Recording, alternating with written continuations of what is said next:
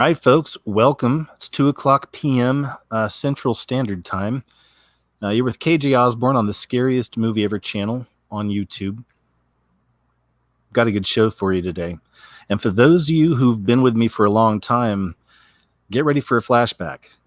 A good flashback, not one of those bad, not like a wartime flashback or a bad acid trip type. Maybe, because I don't know. Maybe you listen to these shows and you do acid. I wouldn't recommend that, but either way, I'm rambling. But guys, all kidding aside, man, Jeff C., good friend of mine. We haven't talked in so long. It's been way too long, but we talked a few days ago, and within 5 minutes, I had the biggest smile on my face. And I was like, man, I always liked talking to Jeff. We talked forever. You may be familiar with him under other channel names. I believe he really is the most censored YouTuber that I've ever known. He's lost lots of channels, lots of videos, and he always comes back. That's kind of the beauty of Jeff C. He's a bulldog and he's a fighter. But anyway, enough about that. I'll let him kind of introduce himself as well. Jeff, welcome to the show, man. Good talking to you. Yeah, hey man, thanks for having me on. It's so nice to be back in the saddle again. And I mean, we go way back. So we were doing shows. People may not know this, but we were doing shows like 5-6 years ago. Yeah. And KJ, we were talking about this the other day. Your listeners should know this, that you're one of the original. You're not just an original sort of truther guy. You're actually one of the original YouTubers. Like you've been around. Is it 2006? You told me. No, I mean, it was 2011 I started uploading, but I was on like 2009 under a different channel. But, off and on YouTube for a long time, I've been doing stuff. I started with a Facebook following of all things. When I first woke up in LA and I was working on my movie, The Scariest Movie Ever Made, I built up this random Facebook following. And because I was posting other people's conspiracy vids, a lot of Alex Jones, David Icke, you're first getting into it, And that's how it started for me. Then eventually I got into YouTube. I started doing the same thing for people. Then one day, it's still my first video on the channel now. One day I looked at an ad for Ren 1010, Steven Spielberg movie, and they were doing a Freemason handshake. So I just pointed my camera at the screen and said Freemason handshake. And it was like 30 seconds. Right? And that was when I was like, oh, wait a second. I can create content? It was like... Anyway, but how about you, man? I mean, I know you've been around for a long time yourself. Yeah. Outside of us, and you want to kind of give them just a brief history of kind of the madness you dealt with here? Absolutely. Thanks. I started in 2012, and I originally started as a group show. So it was, a few of my friends that we used to get around, hang out, drink beers, and talk New World Order, basically. And we're like, well, why don't we just do this on a podcast? So I started up the channel Free Radio Revolution. We did that for about a year. And then I went solo after that because it was just so much distance between us and it was difficult to keep the group show going, sort of thing. So I went on my own, and, around that time, Sandy Hook happened and a lot of, Boston bombing, a lot of major events that I covered back in the day. And so the channel that I had way back then was Free Radio Revolution, and that channel got taken down. And then I had Free Radio Revolution 1, and that got taken down. I had Free Radio Revolution Ultimate. That got taken down. Then I had Free Radio Revolution Uncensored. That got censored, taken down. Then I switched to New World Agenda, and that got taken down. And then I had New World Agenda 2, and that got taken down. The only one that managed to stay up over the past few years was Supreme Lord Commander, where I do more of the entertainment stuff. Right. But currently now I'm on Jeff Censored and Jeff Censored Live. So. Right. I got a link below for the people as well for Jeff Censored. Awesome. Yeah. So, it's been quite a ride. And I used to cover a lot of controversial things. I mean, I still do all the time, just like you. We're not welcome on these platforms for good reason, because we're going against the grain. Mm-hmm. So a lot of things I used to cover were the major events, like the shootings, the bombings, the terror things, and analyzing those, the beheadings, all those things that were very fishy. And we're not allowed to talk about those anymore. Right. So exactly. We won't be. But it's a different world now. It's unfortunate that we've seen so much change over, especially on the YouTube platform, because the YouTube has been a big part of waking a lot of people up. Oh yeah. Like all of us. I know yourself, myself. We've watched a lot of incredible content over the years and learned so much. And so much of that content's being wiped out, or already Yeah. has been. Yeah. Don't you feel like a dinosaur sometimes? I do. It's crazy. They even got rid of AJ, man. They depersoned AJ. You know, it's insane. I mean, Yeah. even though I have a lot of issues with that guy, it was still, I guess you get comfortable having him around. You know what I mean? I believe that was a choreographed sort of thing to try to get all these people off that platform, because I Sure. fully believe that AJ is 100% controlled opposition. But Right. And that would I have been the ultimate use of him also as a tool to try to get all of us, just by him being vocal and him being kind of an idiot a lot of the time, right, on purpose, and just saying over the top stuff, and then they can easily use him as they did, right, and then just try Yeah. to get all of us. Well, I had a spook a few months back. I'm sure you know the channel Black Pigeon Speaks. Oh yeah, yeah. Yeah, and he got his channel deleted. I don't know if that was choreographed too. But it happened, and all of a sudden and it was right after, that YouTube had said they were going to clear out again, the ad apocalypse and the purges one after another that they've had. And when I saw that happen, and I was like, oh, like, and a lot of people were scared. A lot of people were either removing their channels or removing their content. So I got spooked on Jeff Censored, and I basically deleted all my videos, Oh because I man. thought, well, if Black Pigeon Speed's going to get taken out, then it's just a matter of time before I do. Yeah. So I want to keep the channel, because losing your channels over and over and over again, every time you lose it, you have to start from scratch. Yeah, man. I know. And it's pretty heart wrenching. So, and then I cleared out a lot of content, and then Black Pigeon's got his channel back the next day. You're right. Thanks. Good job. So, I don't know if that's fishy or what, but it is what it is. So, and they're talking now. I hear the rumblings all around that there's going to be a major purge, like the purge of all purges coming soon. Hmm. That they're really going to clear out a lot of content. So it's so essential that we do everything that we can to maintain channels like your channel. And yours. Yes, thank you. Well, especially yours, especially channels like yours, Really Graceful, Stranger Than Fiction, like really big channels that have huge influence, that are very good at reaching the mainstream, are essential. Because I'm more controversial. Like, if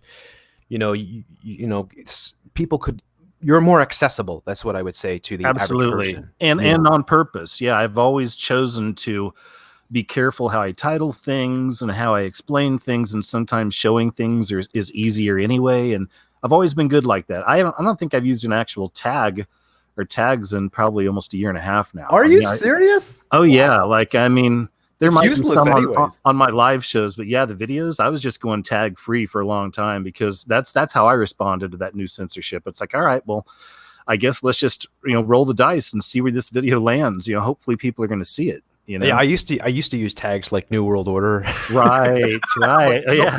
Illuminati, all the Yeah, time. yeah. It's like, nope, Yeah. nope, not. And titles too. Like, I've changed my titles, where it's like I put up a video late last night on PewDiePie, and I could have put extra things in the title, but I just said the truth about the PewDiePie controversy, sort of thing, to keep it simple and rather opaque, not like Illuminati confirmed.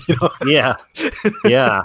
And hey, So, that's actually a good lead in as well, because that's one thing, that's another reason I think we've always got along, is we both can cover a multitude of topics. One topic we always come back to, though, is kind of the culture wars and all the madness that's happening in our culture. And a lot of that is happening on YouTube. Of course, YouTube is its own kind of psyop. Even doing the stuff they're doing to my channel and doing stuff to you and others, I mean, there's a psyop in that stuff as well. There's a whole operation, many operations going on, I believe. And you've done a lot of deep digging on a lot of the biggest names in YouTube and found a lot of interesting things. Hey, did you see this on a PewDiePie? This just came out today, I noticed, and maybe you'd already noticed it. He was wearing a shirt that has what looks like an iron cross on the collar. When guess who exposed that? Who? That was You? me. Oh, Yes. nice. Okay. Yeah. On my Well, video last night, I showed that. It was the Iron Cross. And here he is talking about distancing himself from the alt-right because of the Christchurch CC shooting, which is very fishy, by the way. But I'm sure it's kosher. Um, but yeah, he was trying to distance himself from that. And while he's saying that, he's got a prominent display of the Iron Cross in his collar. And I was saying to folks, that's not an accident. That's all part of the game that they play, in my opinion. I mean, people can have, maybe you see it a different way. Maybe some people would chalk it off as him just being naive, but I don't see that. Yeah, I don't know. I think that he does a good job of playing dumb. I don't think Yeah, he's that yeah, big. He's exactly. not. No, not an idiot doesn't make 100 million subscribers. I mean, he's a smart guy, in a lot of ways, and of course he knows what the ADL is because they've been openly working with YouTube to censor people Yeah, on YouTube, yeah. so he knows about this. And then the shirt, I mean, I get that it's from a fashion designer. I saw it online where there's other shirts. It's a design label, and it does obviously. But I mean, out of all the things, he's dealing with the ADL, right? Yeah. Which is also connected with it's kind of a Jewish group, I think, right? I'm not sure, but Oh yeah, yeah, no, no, yeah, 100%. The okay. So yeah, ADL, so the anti. he's ADL People is a should Jewish know group. this.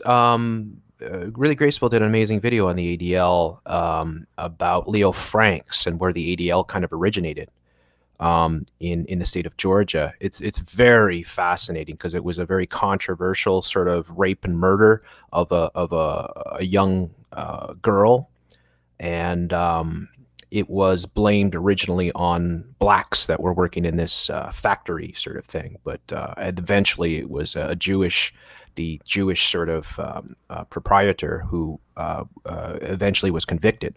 But the ADL was kind of formed to counteract that, and they have been ever since, fighting against any sort of negative portrayal of Jewish people, basically. So Well, so see, and thanks for that background. So, of yeah. course, taking that into a context, then, I mean, he's wearing this shirt that has an obvious, I mean, right? I mean, Yeah, come yeah. on, he has to understand the irony there. I don't think he's that big of a dum dum. No, You know what I no. mean? That's why I said in my video, I said that you have to be born yesterday. And there's no way that he gets up, and that's the only symbol that's really being shown. And and the way that he's standing. I mean, I'm telling people in the video, I'm saying this guy is worth hundreds of millions of dollars. He's the biggest YouTuber in the world. He is one of the biggest celebrities in the world now. Like, he is one of the most recognizable people in the world. I mean, when people think of celebrities, they think maybe Tom Cruise, Brad Pitt, Angelina Jolie. Well, PewDiePie is right up there with them. I Yeah, mean, yeah. But he has way more online, for sure, followers than yeah, these I mean, people. in many ways, these YouTube celebrities are more powerful because they're more immediate. Like movie stars and even rock stars and hip hop stars, they have social media accounts and stuff like that, right? But they're not on YouTube every day putting up videos, directly connecting with their audience, directly talking to their audience. And the trick of the YouTube, the whole formula, which Shay Carl, the Shaytards kind of, and Shilly D, Philip DeFranco, and others, is that you come and you talk to the audience like they're your best friend, sort of thing. That's their formula, right? Mm-hmm. So, and you look at the camera and you look presentable, and then you try to, portray yourself like you're a very honest person and that you're very open. So that, and this is a guise, right? Because it has to be a guise, because really you're talking to a camera. You're not talking to real people, right? Right. But it's a formula that works.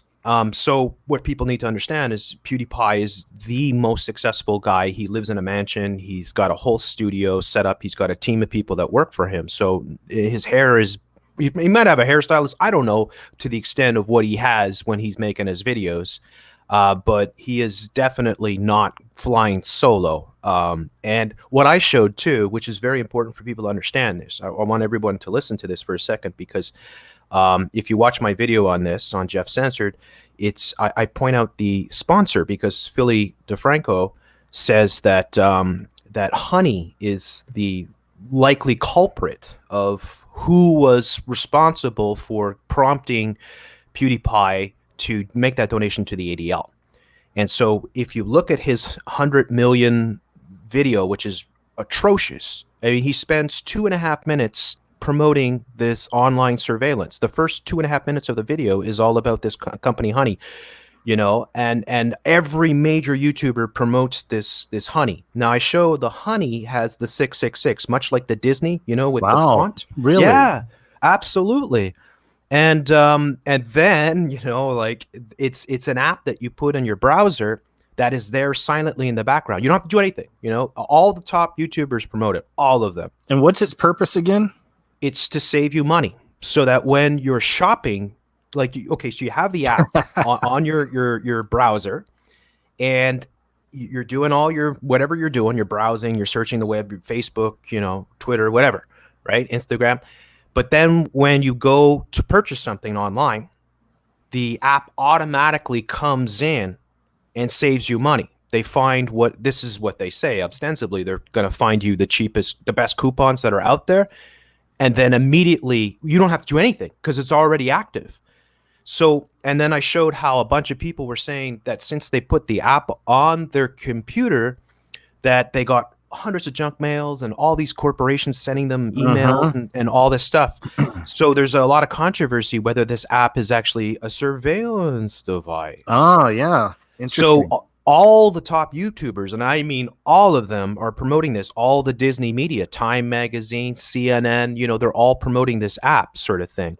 So it is possible, I theorize that it's possible that the Honey sort of app and the ADL are somewhat connected, and maybe they're trying to get everyone to put these browsers on so that they can survey, at a bare minimum, keep an eye on where your traffic is and where see what you're spending your money on, things like that as well. Yeah, that's insane. Yeah. Wow. So. Good stuff. Yeah. Cause there's, today we're talking a bit about, a lot of things, and this is how it goes with Jeff and I. We're just going to go with the flow.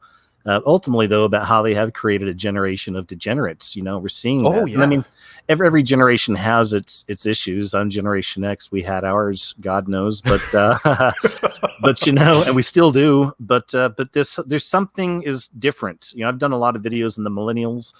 Jeff's covered this subject a lot. I've seen some really interesting things coming out of Generation Z, though, that's giving me hope. There's this funny video I saw of a handful of little 10-year-old kids that made this diss track on Cardi B, and it got her so mad she went on Instagram cursing at these kids, screaming, and it was just 5 little 10-year-old kids just making a funny little diss track and calling her out for being fake, and they're smarter than her, and it's just that's good to see that, because to me that's of course that kind of Illuminati, entertainment, if you will. And it's always nice to see people, especially young ones, calling that out. But the millennials, though, man, they're plenty of stories to come out of the millennial generation that are of interest, I think. I wonder, though, for a second there, if Generation Z might have a different meaning. Oh, well, yeah. What do you think? Generation Zombie? Oh, that's good. Perhaps. Perhaps. If you've noticed all the sort of media stories dealing with cannibalism and how we could save the climate by eating humans, this is something I've been covering over the past week or so. But not to get off track, because I do want to address what's happening massively. This is what I do a lot on my channels, is talking about the mind control of the youth. Of all of us. All of us are being programmed all the time, and we have been for generations. There's nothing new. Our entertainment has always been about programming us into the New World Order. And it's become increasingly so when you think of these mega corporations, Disney is an excellent example, because people may not know this. They may think that they're watching Marvel movies or reading Marvel comic books, that's just Marvel. Or they may think that they're watching Star Wars and that's just Star Wars. Or they may think that they're watching NFL football and that's just NFL. Or they may think that they're watching ABC News and that's just ABC News. It's all Disney. Disney is one of the largest corporations in the world. There are 5 major media corporations that control everything. And they are all pushing the exact same agendas. And so in the past, there was a lot more, when you think about the media, like you say, back to 1950, say, even in the era of William Randolph Hearst, there was over 500 media corporations. And all these corporations had to kind of compete with each other. So they were all trying to one-up each other and expose each other. And that was good, because that made competition and it kept people more honest. Right. But now we're in a completely, we the Mockingbird media sort of thing, right? Where it was admitted in the 1970s that basically all your media is controlled by the CIA. Mm-hmm. So we're in a different realm now where mega corporations control pretty much everything when it comes to your entertainment. Did you see who bought Fox News? Um, yeah, it was at Disney. Disney, right? So Exactly. right after they did, within a month, you started seeing more negative coverage towards Trump. They brought on Donna Brazile as a talking head. I mean, it got really interesting. So, Well, that's it. I mean, they control ABC News as well. So I mean, it's right, like they have and so Disney has thousands of affiliates. You're talking magazines, you're talking radio shows, television shows around the world, movie studios, video game studios. I mean, the list is endless. And then mega franchises like Marvel, DC, like Marvel and DC. They're both controlled by Disney. You might think, well, I like Marvel. Marvel's better than DC, or I'm more into DC. I like Batman. He's more real. It's the same. It's the same beast. It's Disney. And yeah, then you think Star Wars, and then people, everybody's is really freaking out about Star Wars and the feminism and all the SJW, terrible, right? Well, that's terrible. Disney. It's Disney that controls Star Wars, Mm-hmm. and many of your controversies are manufactured, and they're there to create all this sort of like this is the reality too. Like one thing that I tried to illustrate to people is that even your controversies are completely manufactured. Like we're in a contained world. If we're in their box, if we're in their realm, and we're consuming their products, their foods, their entertainment, their beverages, right? We're in their controlled realm. And whatever happens in there, he says, she says, one corporation call another, it's all the same. It's all controlled. So like the only real solution for all of humanity is to completely reject Hollywood, completely reject the corporate media, and turn to independent, proven independent sort of people like ourselves, right? That are not controlled or affiliated with any of these corporations. Because I'd even extend that into the healthcare system as well, as much as a person can break free from that and go back to the old ways the best you can. The herbs, yes, herbal remedies, the natural ways, things that God gave us.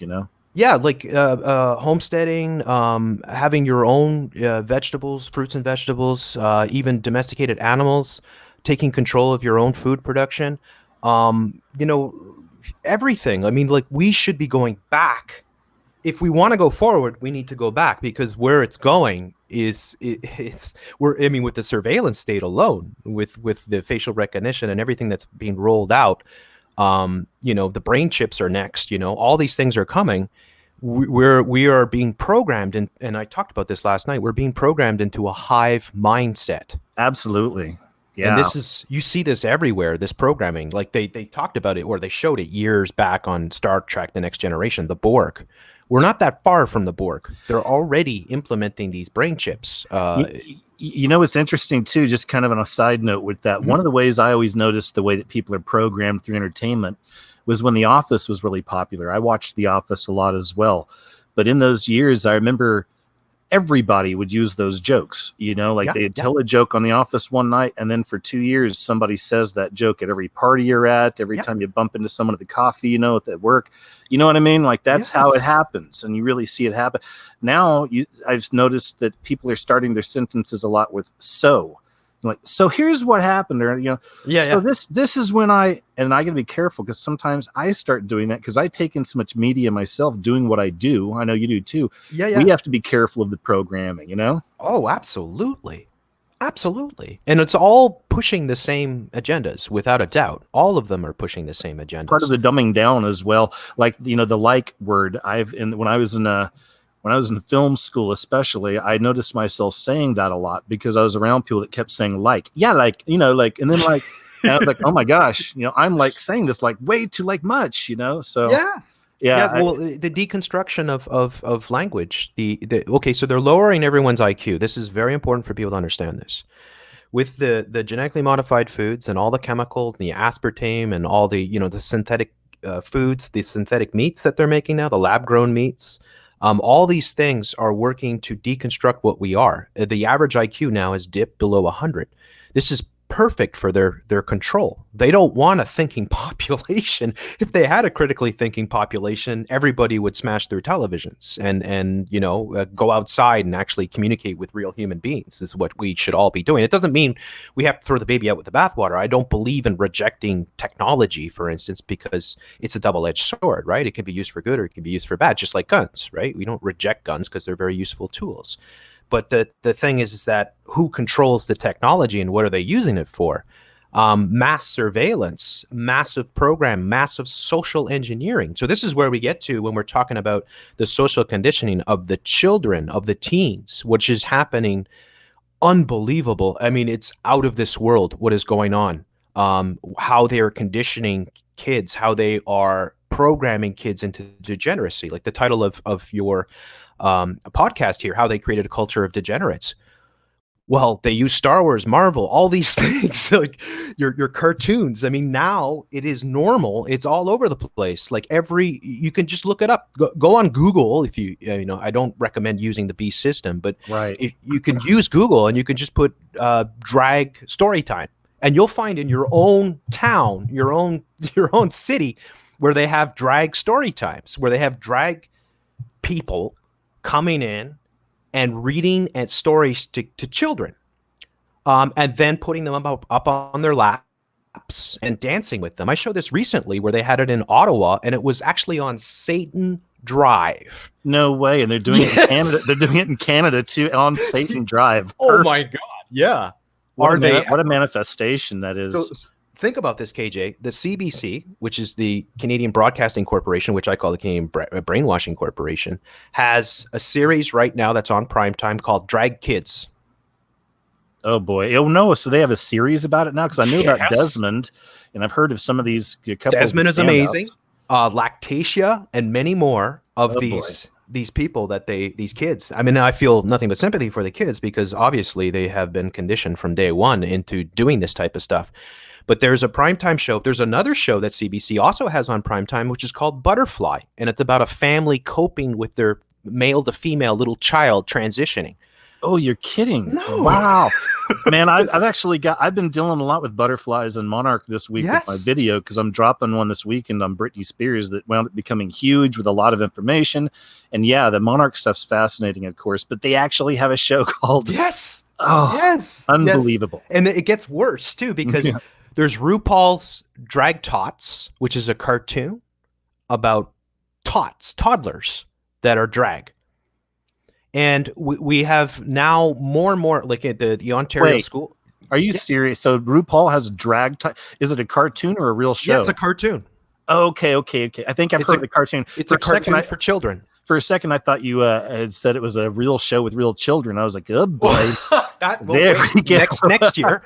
Honestly, though, I almost wasn't that surprised. No, I mean, I told you there's drag kids here in Canada. So in Canada, on the main, it's publicly funded. The Canadian Broadcasting Corporation is funded by Canadian taxpayers 100%. And they have a primetime show called Drag Kids, which features Desmond is Amazing, Lactatia, and a whole bunch of other drag kids that are dressing up in drag. And what they're doing, and I showed this years back when I used to cover this back in 2015, where you had Desmond is Amazing, you had Lactatia in Montreal, downtown Montreal, in the gay village at night, dancing on a one of those runway stages, doing spread eagle dances to grown men who were hooting and hollering in a dress. And throwing dollars. I think I saw something where he was dancing one time at a gay club, and they were putting dollars in his shorts and stuff, right? And there was a recent one where Lactatia was in New York City, and they had a giant rainbow, of course, because that's all the rainbow unicorn programming, right? And he was on a stage dancing, like it was on a stage, sprawled out on the stage, like lying down with his arms and legs spread out, and there was like a 40-year-old man that was rubbing his thigh. Oh goodness! Wow. Yes. Well, it really is. I also call it kind of the Baphomet reality. We're seeing a lot of this trans stuff is Baphomet related. Yes. We've seen that with the statue that the Satanic Temple's been putting out there with the two children next to it. With the Baphomet, and of course Childhood's End. That series comes to mind. So. It really is about, though, and I always say just a bigger picture is it really is about the destruction and theft of innocence and purity. Well, That's is really what they're after. that is part of it, What but do you there think? is a much bigger thing that's coming from it. Okay, and I've been Okay. showing this for a very long time. Okay, so yes, one of the things that they're trying to do is they're trying to destroy sexual reproduction. They want to take complete control of human reproduction.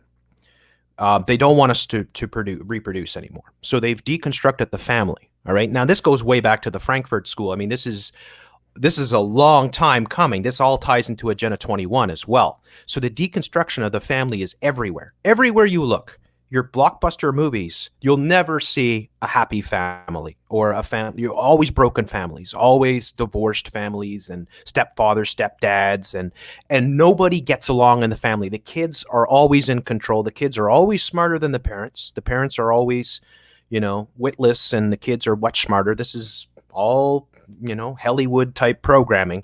The deconstruction of the family is everywhere. It's been in your television shows, Two and a Half Men, Three Men, One Baby, all this stuff for so long. They have weaved it in. So they've been deconstructing the family. They're taking control of human reproduction. The Baphomet is very telling. It's very telling because what we're looking at, we have a convergence of many things here. When we talk about the brain chips coming in, we're talking about transhumanism. We're talking also about the CRISPR babies. Do you know about the CRISPR babies? I do, and that's another one. I'm a bit of info I'm putting into a DARPA video, but please go ahead and tell the audience. Yes, so CRISPR is a new technique that they're using, growing babies basically in labs, allowing people to choose what they want their baby to be, basically. This would be reserved for elites, essentially, right? And this is where it's going. In the future, only elites will be allowed to reproduce. And likely, many of us, much like Aldous Huxley predicted, right, in A Brave New World, that there'll be different caste systems. There'll be different types of humans that are born. So what we're going to see with the transgenderism is a precursor to the trans species. This is already happening. They're already doing this in China, where they're growing, human monkey hybrids and Absolutely. yeah. So it's crazy. All this is happening, right? So the Baphomet, in many ways, what is like a representation of a future human, where they're fusing the female and the male together, sort of thing. And this is taking control of human reproduction so that humans don't reproduce anymore. For so long, they have been turning like the whole pride thing. Of course, pride is a sin. That's why Right. it's an inverse. Everything is an inverse. Just like and the converse with the rainbow on the sole of the shoe. Now you're stepping on God's creation. Exactly. It's all an inverse. The clown world that they have created. Everywhere you look, you're going to see clowns these days, because this is all part of how they are breaking down civilization. They are deconstructing what we are. They are, and they're targeting the youth, because if they can get into the youth, get in the classrooms and confuse the youth as early as possible. So like the Ontario School Board, if you send your kid to school in Ontario, which is the most populated province in Canada, at 6 years old, they're told in class that if you're a girl or you're a boy, you might actually be the opposite sex. So just because you're a boy and you have a penis, you might actually be a girl. So they're actually doing this programming. At 8 years old, they're teaching them about homosexuality and anal sex. At 11, they're giving them graphic depictions of anal sex. This is I showed in Alberta, another big province in Canada, I showed how the school board released this sex ed curriculum featuring, and it's like a cartoon guide featuring animals, that was teaching kids 11 years old about, I don't even want to say it, scatology. Nuh-uh. Yeah. You mean doo-doo type? Yeah. Mixing with sex, right? Yeah, pissing, Mm-hmm. fisting, taking Unreal. crystal meth, What? other drugs. Yes. And this is for the kids? Yes. Wow. This was actually given to kids. This is 100% true. These things are happening right now. Why aren't the parents rebelling, or are they? I mean, are there any They news are. stories? Okay, There good. was a big controversy with that, but it gets swept under the rug. Sure. Yeah, well, But there's bigger news. Tom Cruise has a new movie coming out, yeah, exactly. You know how it works, Top right? Gun Part 2. Right. More important. People Yeah. they manufacture controversies every day. That's what I warn people about. Like most of the stuff that you get irate about in the news, that's all controlled. You're meant to get irate. You're meant to react to it. Oh But they're yeah, distracting you. It's Trump's sleight of hand. It's what are Trump they doing with the other hand while you're reacting to their manufactured chaos? Yeah, and Trump is the master troll. That's you make me think of when you say that. He's really Mhm. good at that as well. Look at all the chaos he can create by a sentence. Exactly. Trump is, think about it. They give you, okay, first they come in with Obama. Okay, so what is Obama? Well, Obama is black, right? But he's mulatto. But forget about that. And he's more articulate, and he's much more liberal, and The he's media way loved him, of more course. diplomatic, and he's Yeah. loved by other leaders of the world. Then they purposely bring in Trump. So what does Trump represent? He represents the white privilege, the guy born with the silver spoon up his twat, never had a hard day in his life, always been a multi-millionaire, declared bankruptcy 6, 7, 8 times, whatever, right? I mean, the guy, the guy is the perfect polarizer. He's got terrible hair. He screams of white privilege, and he's a misogynist, and he's this and that. He's been perfect. He's a perfect actor to divide and conquer. There's no way that America can unite behind Trump. Wow, No I way. can I can totally see the chat. I'm not watching chat, but I bet it's probably spinning like a wheel right now. But and I'm glad you're going there and saying this too, and you're sharing your opinion on this as well. Mhm. Um, the Trump issue, man, it's almost like kind of the flat Earth issue. It's a very divisive issue in the truth Yeah, movement. You know what I mean? yeah. Very, very divisive, but still, like that's where people just have to clamp down and understand there's different approaches to this, there's different opinions on this, Yeah. and you have to just roll with it, man, because Trump has done a couple cool things. But I'm working on a video about the beast system coming together and stuff, and like because of him there's a lot of these factors coming into play. Now you could say he's ignorant, but I don't know, because I've found 4 or 5 things that aren't going to be good for humanity that he's backing right now, but we'll see. Well, I would put it this way. This is my opinion, okay? First of all, please understand whatever I'm saying, it's my opinion. It's not, fact or anything like that. It's just the way I see it. What I would say is this, is that your leaders have always been selected. You've never really had any choice. In fact, Really Graceful put up an amazing video the other day talking about how all of your presidents, all of them can be traced to British royalty. All of them are related. They're bloodlines. And this is for every single one of them. I've There's seen no that. exception. No exception. So what I believe, folks, good people listening to this, is that your leaders play roles. They're actors, that they're chosen to play a role. And I believe that Trump was chosen because he's the ultimate polarizer. He will always be hated by the left. There will be no compromise whatsoever. And, this is a perfect divide and conquer, because this is exactly what they're doing to us. They're dividing us in every way, shape, and form. Everything like I've never seen anything like it. Since Trump has been in power, the division in the United States, the gap is wider than the Grand Canyon. There is no compromise between the left and the right, and this is all orchestrated. In my opinion, it's all orchestrated. So I Yeah, believe that yeah, that's good. Trump has to do things to appease his core sort of supporters, right? And those would be identified mostly as white Christian, patriots and stuff like that, right? Who are slandered every single day in your media. Who controls your media, right?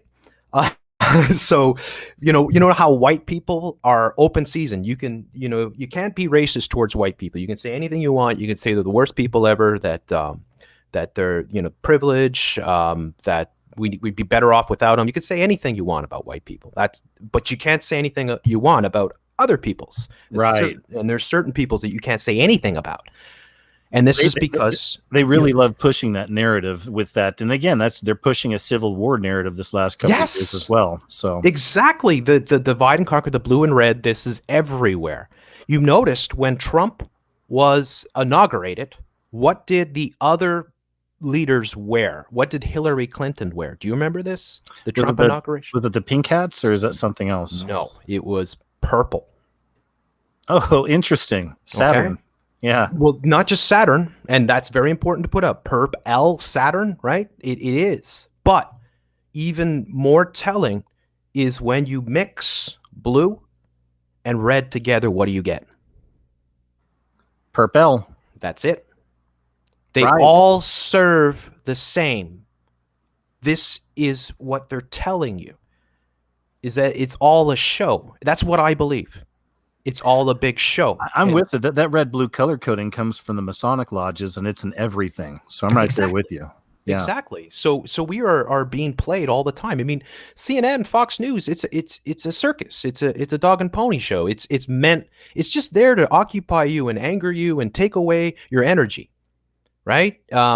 Just like these events that they choreograph all the time, and these controversies that they make. Every week there's controversies that are okay, what's this week? What are we putting out? What's going out? That's the way I see it, that we are controlled and manipulated. And it gets worse every year. Their control grid grows, just like their surveillance grid is growing out of control. I mean, most people are oblivious to it. It's like, like people get a iPhone or something, and they're using their face to open their phone. They don't even realize the consequences of that. Well, that also goes back to Trump, because I believe there's a story that just came out where he's considering, I don't know if this is true or not. Have you heard about this? He's considering the social credit system for America with these red band laws or red flag laws. Yes. You heard about that? Yes, of course. I covered this. Oh, okay, good. I didn't know that. Yeah. And the red flag laws, and of course the gun control. So these are major objectives of the NWO. And look, it's not even a conspiracy. Look, go to United Nations headquarters in New York City, and what's the big statue that they have out in front? It's a twisted gun, right? Exactly. They want to disarm everyone. They don't want anybody to have it. Look, I mean, where we're going is scary. All right, and everyone should be adamantly in favor of the Second Amendment. And I mean universally. I mean, every country in the world should have their own Second Amendment, because that's the only thing that's going to save us from tyranny ultimately, right? To keep, and that's the whole purpose of what the Second Amendment was. But they are trying to destroy that. So that so much of your programming, your movies, your television shows is all about like all of these agendas, all of them. Like I have such a hard time, KJ, watching anything like movies or television shows, because I just see so many agendas being pushed, and I'm like, oh no, oh yeah, she's a lesbian. Oh no, he's gay. Oh gosh, that is the most predominant. I mean, I just noticed the other day there's a TV show on CBS called FBI. So it's like, oh great, they have like their own show where again they're come off of the heroes, and they're here to protect America, and I mean that's what all this stuff is, but as far as that there's always a gay character, that's something that always annoys me. And just being honest, it's like everything I watch, there always has to be that slant, there always has to be that character. When it's forced on you, it's too much. Like, we get it, guys, but that's just part of the programming of it. They just want to keep bathing you in pushing this agenda for a population that's under, I believe, well under 4%. I've heard 2%, but that much of the population of the earth, but they get 98% of the play, in entertainment. Oh yeah. That's all by design, though. That's the inverse, the clown world. Everything is being turned inside out, right? They're changing the definition of what sexual reproduction is. Really, it's just the birds, the bees, the flowers, and the trees. All species are the same. We all have to male and a female for the most part, and we all have to procreate. So they're destroying monogamy. This is very important for people to understand. They don't want you to ever think that, oh yeah, I should just settle down and have a family. They want you to embrace narcissism. So this is a big part of what is in your title there. The programming of the youth. All right. We went back in 2013. We talked about this in a podcast where the word of the year was selfie. You know how Oxford Dictionary or whatever puts out, this is the word of the year, the new word that has, kind of blossomed and taken over. The product of the year was the selfie stick. So what we talked about then and what I still talk about to this day is that narcissism is being programmed. Narcissism goes hand in glove with the rainbow. It goes hand in glove, not with God's rainbow, not the way that Christians view the rainbow, but with the way that they've perverted it, the inverse, right? The way that they flipped it, and they've hijacked it and taken control of something pure and beautiful, just like the term gay.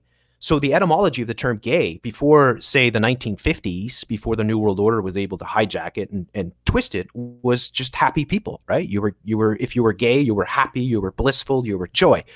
Well, why do you think they took that and made it, to mean homosexuality? Because that is so creepy. You can tell they just so want to condition the people with this. Yes, they want people to think that if they embrace the rainbow, they'll be happy.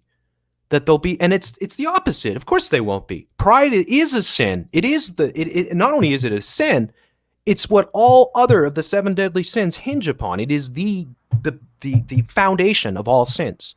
Right. And this is true. It's good to have some pride, and you should have pride in what you do. It's just like what we do. I have pride in this. I know you have pride in what you do, and that's important because you want to feel confident about what you do. But that pride is earned. That is something that you worked hard for. Pride in your sexuality, and not only sexuality, it's deviant sexuality. It's not sexual reproduction. You are going against God. You are going against Mother Nature. You are actually practicing sexual deviancy, sexual degeneracy. And they want you to have pride in that.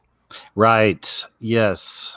Right. They not only want you to have pride in it, they want you to identify as that. Who identifies as that? Do you go around saying, "Hi, I'm KJ. I'm a heterosexual"? I mean, it's ludicrous. Ludicrous, right? I mean, this is the twist. The twist is, no, you are amazing. You are the best. You, because you're special. You're an X-Men. The X-Men movies, the X-Men comic, it's all about that. It's all about the rainbow. Right. Yeah. So exactly. It's mind control and manipulation of the masses. So they are taking control of the minds of the youth, and they're programming them with this hideous pride, which is toxic for their futures. The transgender, okay, and this is very important to point out. Now, over 80% of people who identify as transgender when they're younger grow out of it. If they're left unspoiled, if they don't go through hormone blockers and all that. Almost, how many girls there's so many girls that are tomboys when they're young, right? They like to play with boys' toys and get in the mud and stuff like that. Right. But by the time they're 13, they're on the phone, they're painting their nails, they're doing their hair, they're gossiping, they're doing typical girl things. Right. But what they want to do is condition the parents into thinking, no, since your little girl is playing with boy toys and she likes to wear boy colors, that means your girl is probably a boy. And you should start the transition, which means you should get the hormone blockers and you should start right away. Oh yeah, the state's really pushing that. I've covered a lot of stories connecting with that as well. I mean, it is such an obvious, huge agenda right now. And I don't have kids or anything, but I always wonder what it's like to be a parent out there now. And do you really know what your kids are being taught? Are they being told not to tell their parents? I wonder sometimes. Yes. I covered this. Okay, so all over they have this gay straight alliance. Have you ever heard of this? It's a gay straight alliance. No. Which is in all these schools. Like, they're right across the United States, Europe, Canada, all over the world. They're opening these gay straight alliances. So there was a big thing, a kerfuffle, last fall that I covered, in which there was a party in Alberta that wanted to inform parents when their kids joined the gay straight alliance. And all the students in the school walked out of the schools, all the students right across the province, all marched. And it was like snowing, it was really bad weather, and they were marching for the right to prevent parents from knowing that they were joining these clubs. Man, they have been assimilated. Yes. Assimilation complete. Yes. Resistance is futile, right? This is a step. That's the next step, of course. And that's your hive mind, as well. Yeah, the hive mind. So what they're doing is they're eradicating parenting. Look, parents aren't raising, like, unless you're homeschooling your kid, you're not raising your kid. I mean, you are in a little bit, but you're not around your kid all day, right? The kids are at school all day. Now, the school days are much longer than they used to be, and the kids are there all the time. And guess what's happening in schools? Just like I told you in Ontario, they're telling 6-year-olds that, well, you're Billy, maybe tomorrow you'll be Sue, right? And Right. they're indoctrinating them to Agenda 21 and to the LGBT, right? And the rainbow and all that. And then eventually into, of course, transhumanism. This is all coming because, of course, they're going to bring in the chips to help deal. They're normalizing depression, too, at the same time. So think about this. This is very important to point out to folks out there. Look, it's normal to get down. That's a normal thing. We all go through hard times. Nobody can go through life happy all the time, because then you wouldn't know what happiness is, right? I mean, people die, people get sick, you lose a job, you lose a girlfriend or a boyfriend or whatever. Human beings are not designed to go through life without emotion. So we have roller coasters, right? What they're trying to condition humanity into is that depression this is another thing too. Depression makes you valid. Depression, you should identify with your depression just like you should identify with the rainbow. Oh, and yeah. You should come forth on YouTube. I show this with the BetterHelp. And, you're not allowed to talk about where that comes from, but Right. I did show where it all comes from. The BetterHelp scandal that broke out last year, or it was 2 years ago, which I covered in depth, which was YouTubers coming online and talking about their depression. So they had all these, starting with Ethan Klein and Hilla Klein on H3H3, where they would come out and say, I've been really feeling depressed a lot these days. And, and then I found out about this company called BetterHelp. And it's really cool because you can go online and you can sign up, and it's much cheaper than getting, a shrink or a psychologist or something. And you can just, they're experts. There's 88,000 or 33,000 of them, right? They love to use their numbers. They love it. Yeah, that 33. So think about it like this. They're creating the storm. Because if you identify with the rainbow, there's a very high chance that you're going to be suffering from depression because it's not a normal thing. It's not part of the circadian rhythm of a human being, right? To be mating with the same sex, for instance. I'm not saying, like, I know a lot of Christians it's a sin, and I totally dig that and understand. I'm not here to tell you it's wrong to be a homosexual, right? I'm just here to tell you that they're programming you into that, and then they're saying, oh, it's normal to be depressed. Come out and talk about your depression. Identify with your depression. Okay, so think about this. So all these people, millions of people are going online. They're identifying their depression. They're revealing it. All these popular YouTubers all of them are coming out making videos, getting millions of views, saying, "Yeah, I suffer from depression, but I went to this, BetterHelp or whatever." And this is extremely dangerous. Because, first of all, you should never divulge that in public or on the internet, because that could really hurt you in the future, in terms of career, in terms of lawsuits, in terms of gun ownership, and many other things, because they are tying all the gun ownership to mental health. This is the big key. Now, if we think there's about a quarter of the population that are on some form of antidepressant, and this has all been engineered. So you're programming people into the rainbow, right? And that is making them depressed. You're programming them into narcissism, which is terrible. It's a sickness, right? Self-worship.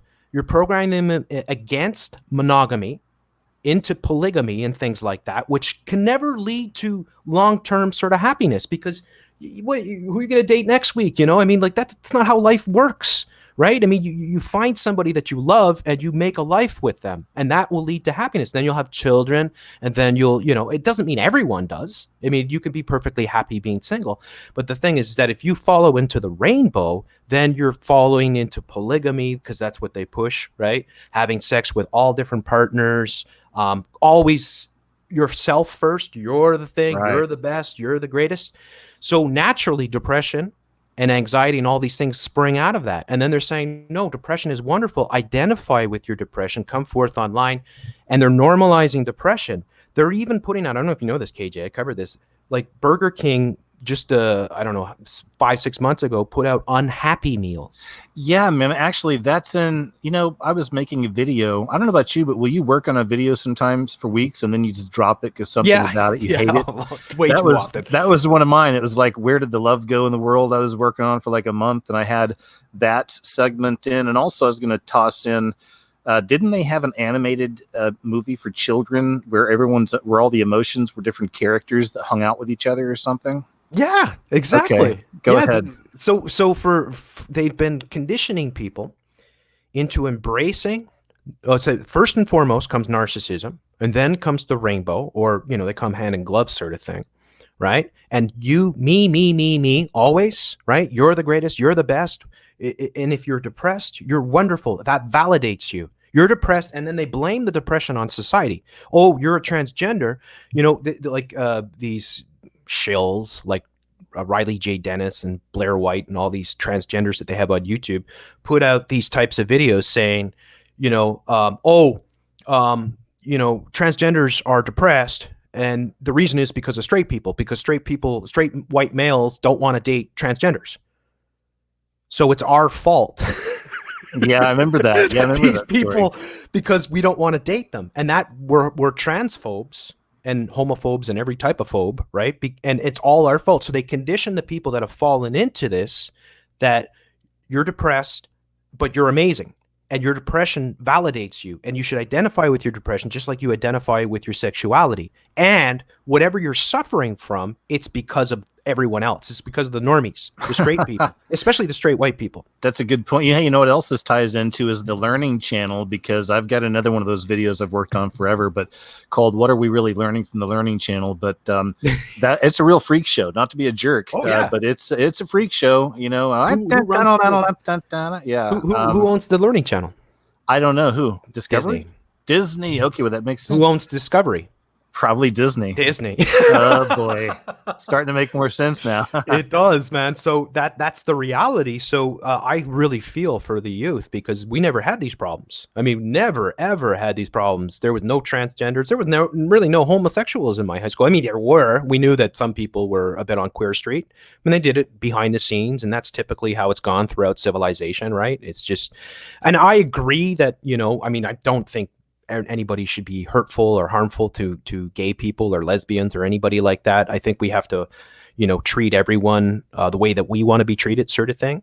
And we have to be sympathetic that these people are victims of the New World Order, and that they have been programmed by their media, by their television. And at the same time, hey, we got to talk about the foods for a second, because the foods, the endocrine system, your hormonal system, is under attack with all the genetically modified and all the chemicals that they're putting into your foods. It's actually altering the physical chemistry of young people. So if you're growing up now and you're eating McDonald's, and all the fake foods all the time, the sugar cereals and all that, there's a high chance that you're going to end up in the rainbow, because you are being twisted in the insides as well as in the gray matter in your brain. They're hitting you everywhere. Right. That's why there's a rise in juvenile diabetes as well. Exactly. And autism. Oh, yeah, big time. Yeah, so many things happening. And this never happened in the past. Like, same with vaccinations. It's like, measles and mumps and stuff like that. But, we put kids in the room to make sure they get it so that their system would fight it off, sort of thing. But now you got to get vaccinated. No, you're the herd immunity and all that. This all ties into it. So what they're doing is they're chemically altering human beings from babies. I mean, what's in the baby feed, right? I mean, like, this is why they're trying to turn women against breastfeeding and all this, like it's so nasty what they're doing. So we have to look at these. I implore all your listeners to be sympathetic to the youth that are poisoned by this, because it's not just mental poisoning, it's also physical poisoning. So a lot of these people that are identifying as transgender are confused because of the chemical alterations in their hormonal systems in their body. So it's much more complicated what's going on. And this all ties in. So the programming of the youth, and this is why, I mean, like, you can get away with having primetime shows on drag kids and stuff like that, whereas like 10, 15, 20 years ago, people would be outraged. People would be like, what? What are you doing? Exactly. Yeah, seriously. Well, it's such a just I mean, it really is the age of anything goes. I've made a video on that years ago too, but it really is. It's like just anything goes, and hey, as long as I can still get me a couple dollar cheeseburger around the corner, I can turn on my favorite game or TV show or play a video game. And yeah, hey, man, leave me alone. That's kind of the attitude, it seems. Yes, yes, exactly. And this is also because people are being so inundated in everywhere with this type of programming that they just turn away and stuff, and then they just find their own little corner and that's what's unfortunate about the internet. And also another important thing to point out as well is the suspended childhood that everyone's being programmed into. I talk about this a lot on Supreme Lord Commander, which is like they want to keep us in an infantile state, not just mentally but physically as well. So the beta males, the emasculation of the males, like if you look on YouTube trending every day, it's either satanic videos, transgenders, or it's beta males, right? Oh yeah, yeah. Good, So great, like, great subject. By the way, go ahead. yeah, yeah. So this is very dangerous because it's not that. Look, don't get me wrong. I'm not here to say that if you're a beta male or you identify as that, that's a terrible thing and you can't be a decent human being, right?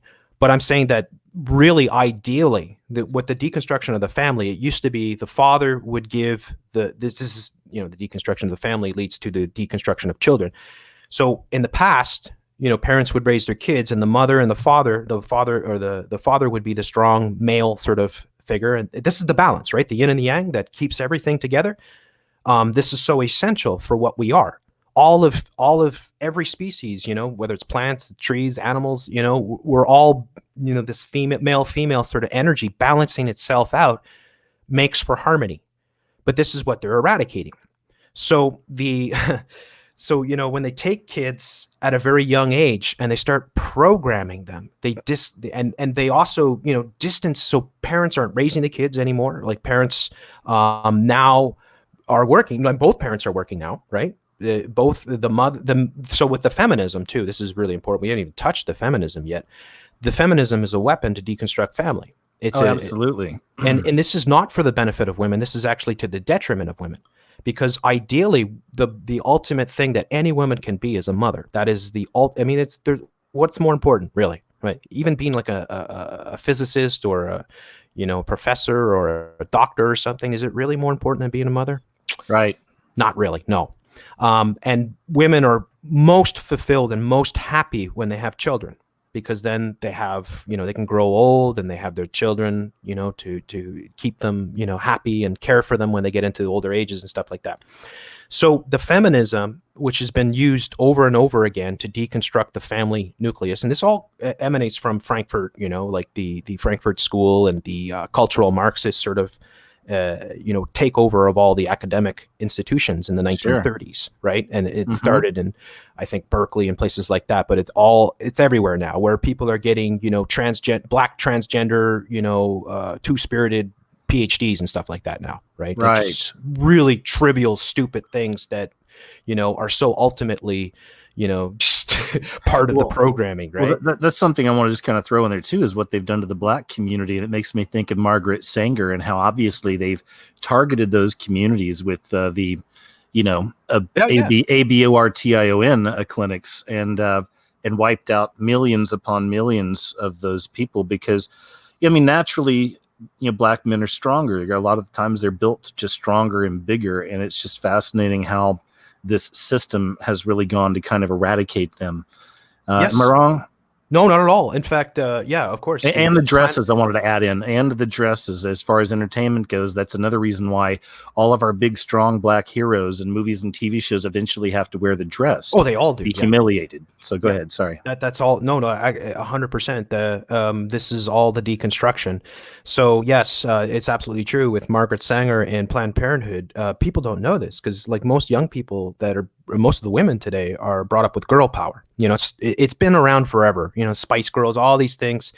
It's always been about deconstruction of family. It's always been about it. And you say toppling the patriarchy. Yes, they do want to topple the patriarchy, but that is to the detriment of women. That's not to the help of women.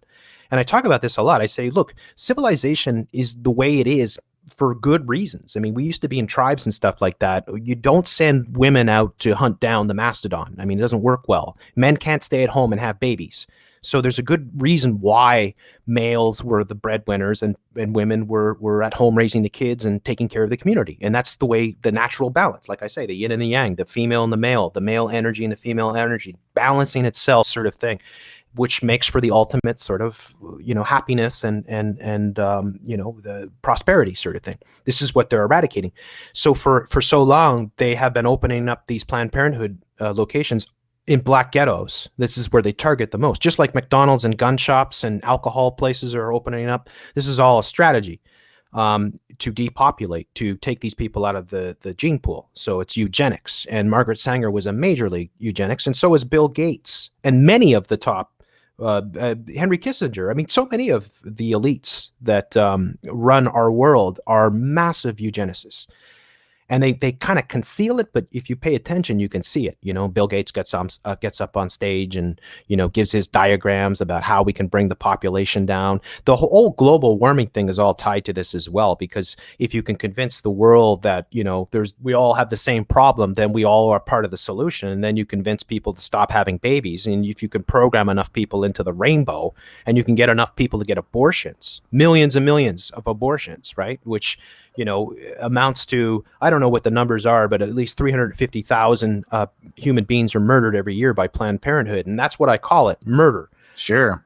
And sacrifice. I mean, the ancient ones will be proud, I'm sure, unfortunately. Yeah, absolutely. Absolutely. So it's very important to point out that we're all being targeted with this. Women are being misled, especially by their, the obvious shills. You could call them Illuminati shills or whatever. The major league sort of players that some of these, like Angelina Jolie and people like that, are part of the Council on Foreign Relations and are major league. I show with Lily Singh, who it's ludicrous. You go to Lily Singh, Superwoman on YouTube. Well, she's a real popular YouTuber, right? Like a big name. Yep. Okay, I click on her video.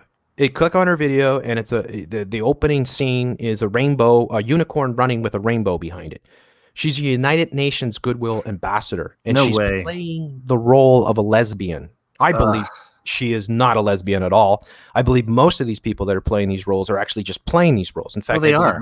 Most of the major YouTubers are not really what they claim to be, and are not really dating who they appear to be dating in their videos. I believe that's all part of the manipulation. Shane Dawson's an excellent example. Well, did you hear about the vegetarians that were getting busted on YouTube? These big YouTube vegetarians, and then people were taking pictures of them eating meat and stuff like this. So, yeah, exactly, right? Exactly, So right. it's just the peek behind the camera. I was watching a video the other day from an influencer, if you will, and they were showing their behind the scenes. And I don't know why anybody would do that, because it just goes to show you how fake everything is, how boring these people are, And then when they turn it on, it's like, hey, waka, waka, waka, hello, everybody. That's why, it's like they're never really genuine people, because they're narcissists to begin with, and they've sold out, because you'll never get that amount of fame. You'll never get on trending. You'll never, and then like Lily Singh's a great example, because she even does skits with her parents where she's playing her parents, but her parents are not at all the Indian stereotypes that she portrays. There's, I think, several generations Indian people in Canada and Toronto sort of thing. They don't even speak with an Indian accent sort of thing. So she's just playing stereotypes. But it's a great example of this feminism that's being programmed, because tied in with the feminism is the L word, the lesbian programming of the women, and and just like the men with the MGTOW, turning men against having monogamous relationships with women. That's a big movement too. It's that's a big movement right now. I had a news story I did a few months back where one of these big porn companies released some kind of results. They showed some statistics of what kind of porn people were watching. Oh, yeah. And at the very top of the list for men was transgender, and at the top of the list for women was lesbian. Yes. That's okay. So all the porn, the major porn, X-Hamster, which is, I don't even want to say what that means, but a Pornhub, YouPorn, they're all owned by they're all one corporation, basically. Disney? No, but that's very close. I mean, it's people you're not allowed to talk about. It's actually out of Montreal. I can't Okay. remember the name of the parent corporation of all these porn, but I've talked about the porn industry a lot. Porn is a weapon that is used to destroy people, especially targeting men and women in terms young men and women and it's an addiction, right? Because people go and they always want to see something more. I talked about years back, I think it was in 2014, how there was a professor in Canada who was saying, they put on an article on the corporate media here saying this professor is endorsing heterosexual people watching transgender porn. And she was saying, it's just like any other commodity out there on the market. If you try it, you might actually like it. I was freaking out. I was freaking out. Wow. So the she-males and the transgenders, that's all part of your mind control. The porn itself is part of your mind control because it's deconstructing relationships. In the past, we had no television. In the past, we lived in small villages. So we only had, access to a very small amount of women, if we're men, or vice versa, right? So all our stimulation came from interacting with our significant other. Now they want you to sit before you have sex and watch Pornhub and stuff like that. And what do they gauge in Pornhub? It's absolutely atrocious. It's brutal sex. There's no love in any of it. It's all about gagging and just extreme insertions and gang banging, right? And Right.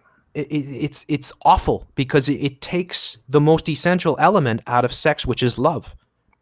That's a great point. This is probably why there's such a there've been a lot of stories over the last few years of the number one, I guess, I don't want to say the number one rising group of people who are using Viagra. I didn't mean to say it like that, folks, but I'll be here all week. Okay. Yeah. But the group of people who are, using it the most lately are 18 and under year old or 18-year-old and under boys. God. Yeah, man, because all of them are getting addicted to, touching themselves and looking at their iPhones when they're 12, 13 years old. And by the time they're 16, 17, they need help. Isn't that something? Oh my God.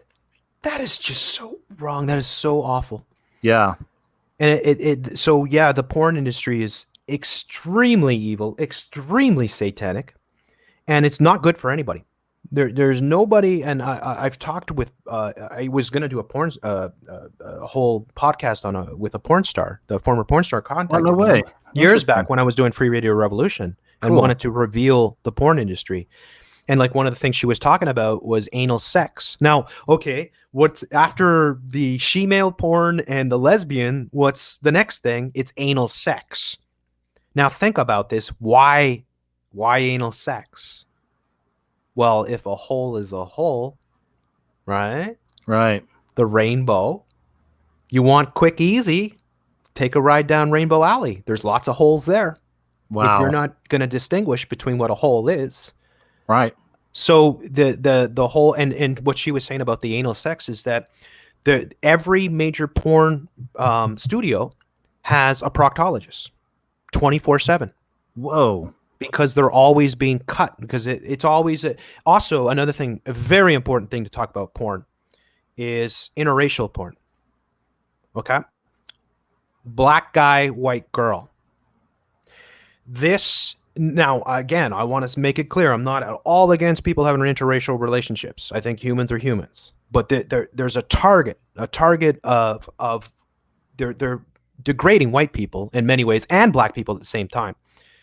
And they're making it so that, a girl has to get blacked before she can really, experience, something. And so they're intoxicating people into this, and they use people with giant penises and stuff like that to make it seem like that's the only way that a girl can be satisfied.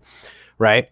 And then, what this porn star was telling me was that all the girls are getting these giant dicks up their, their poo-poo chute, and they're getting multiple cuts all the time. So they're always getting stitches up there, sort of thing. Wow. So this is how nasty the porn industry is. Not to mention all the sexually transmitted diseases and because of blood. Because that's why, look, people, I don't believe in anal sex. When you talk about AIDS, for instance, which was a bioweapon that they manufactured in many ways, why do you think it spread rapidly through the gay and not the heterosexual? Because a vagina doesn't cut. It makes its own lubricant, whereas an anus does not.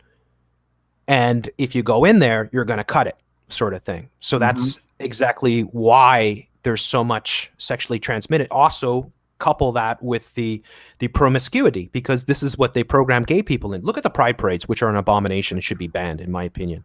And I don't just share that with heterosexual, that belief with heterosexuals. A lot of gay people have come to me and said, yeah, I think the pride parades are an abomination. Well, The pride also kind of on this note, I want to add something in. It just made me think about this, but I'd done a video on the KG Osborne channel. I need to update it and do it again because it's been like 6 or 7 years, I think. But it was called The Occult Beginnings of Butt Love. And it really was talking about where a lot of the stuff, I believe, came from old witches' ceremonies where they believed that a lot of the witches would have demons and the devil himself manifest and they would kiss his anus as Yes, part of, kissing the anus. You Right. saw that with Miley Cyrus. She actually performed that ritual at the MTV Awards years back. I mean, a lot of us, I'm sure you probably covered it, or Probably back then. Yeah, I think yeah, I remember it's that. just so many of them. They blur together. But yes, that is exactly it. Kissing the anus, which is is a total satanic sort of ritual, and you'll see this all the time. And they do this, and the anal lingus or whatever they call it, like where they get people to lick each other's anuses and stuff like that. They're doing this on the porn sites.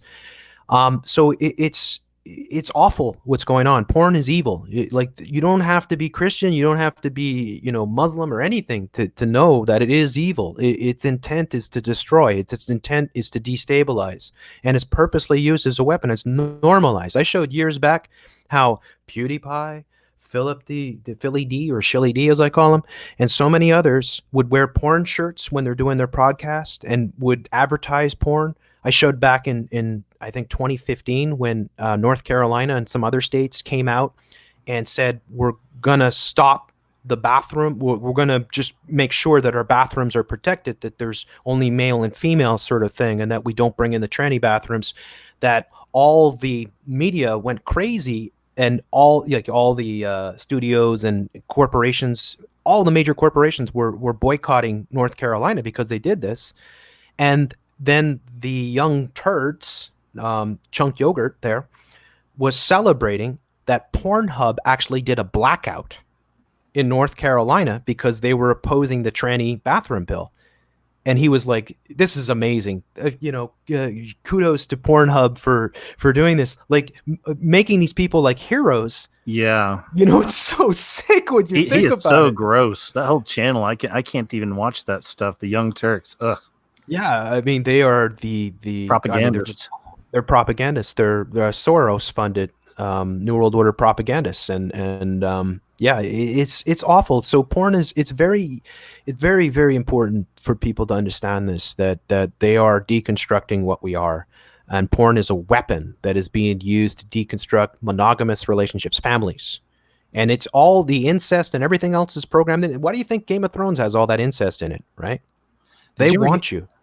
did you ever hear about what Hugh Hefner, about some of his sexual type stories that came out of a book a few years ago? I put it in a video of mine. I don't know if you're familiar with any of this stuff, but it was a real eye opener for me when I first read this.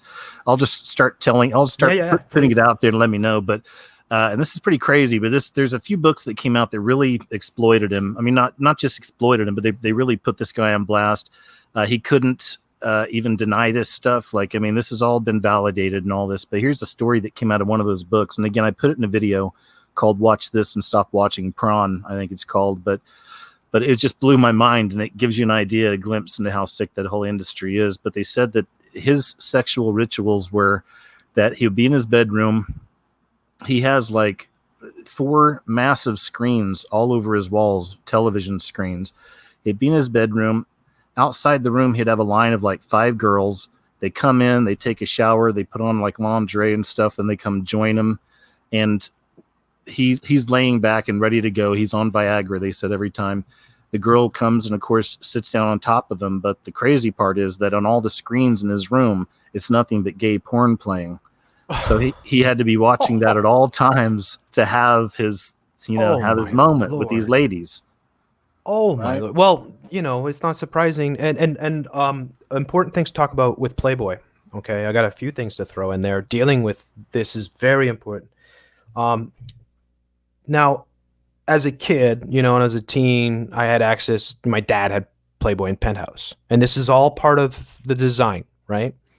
And the difference back then was that the girls were definitely women and they were definitely real. Like they weren't enhanced or all this.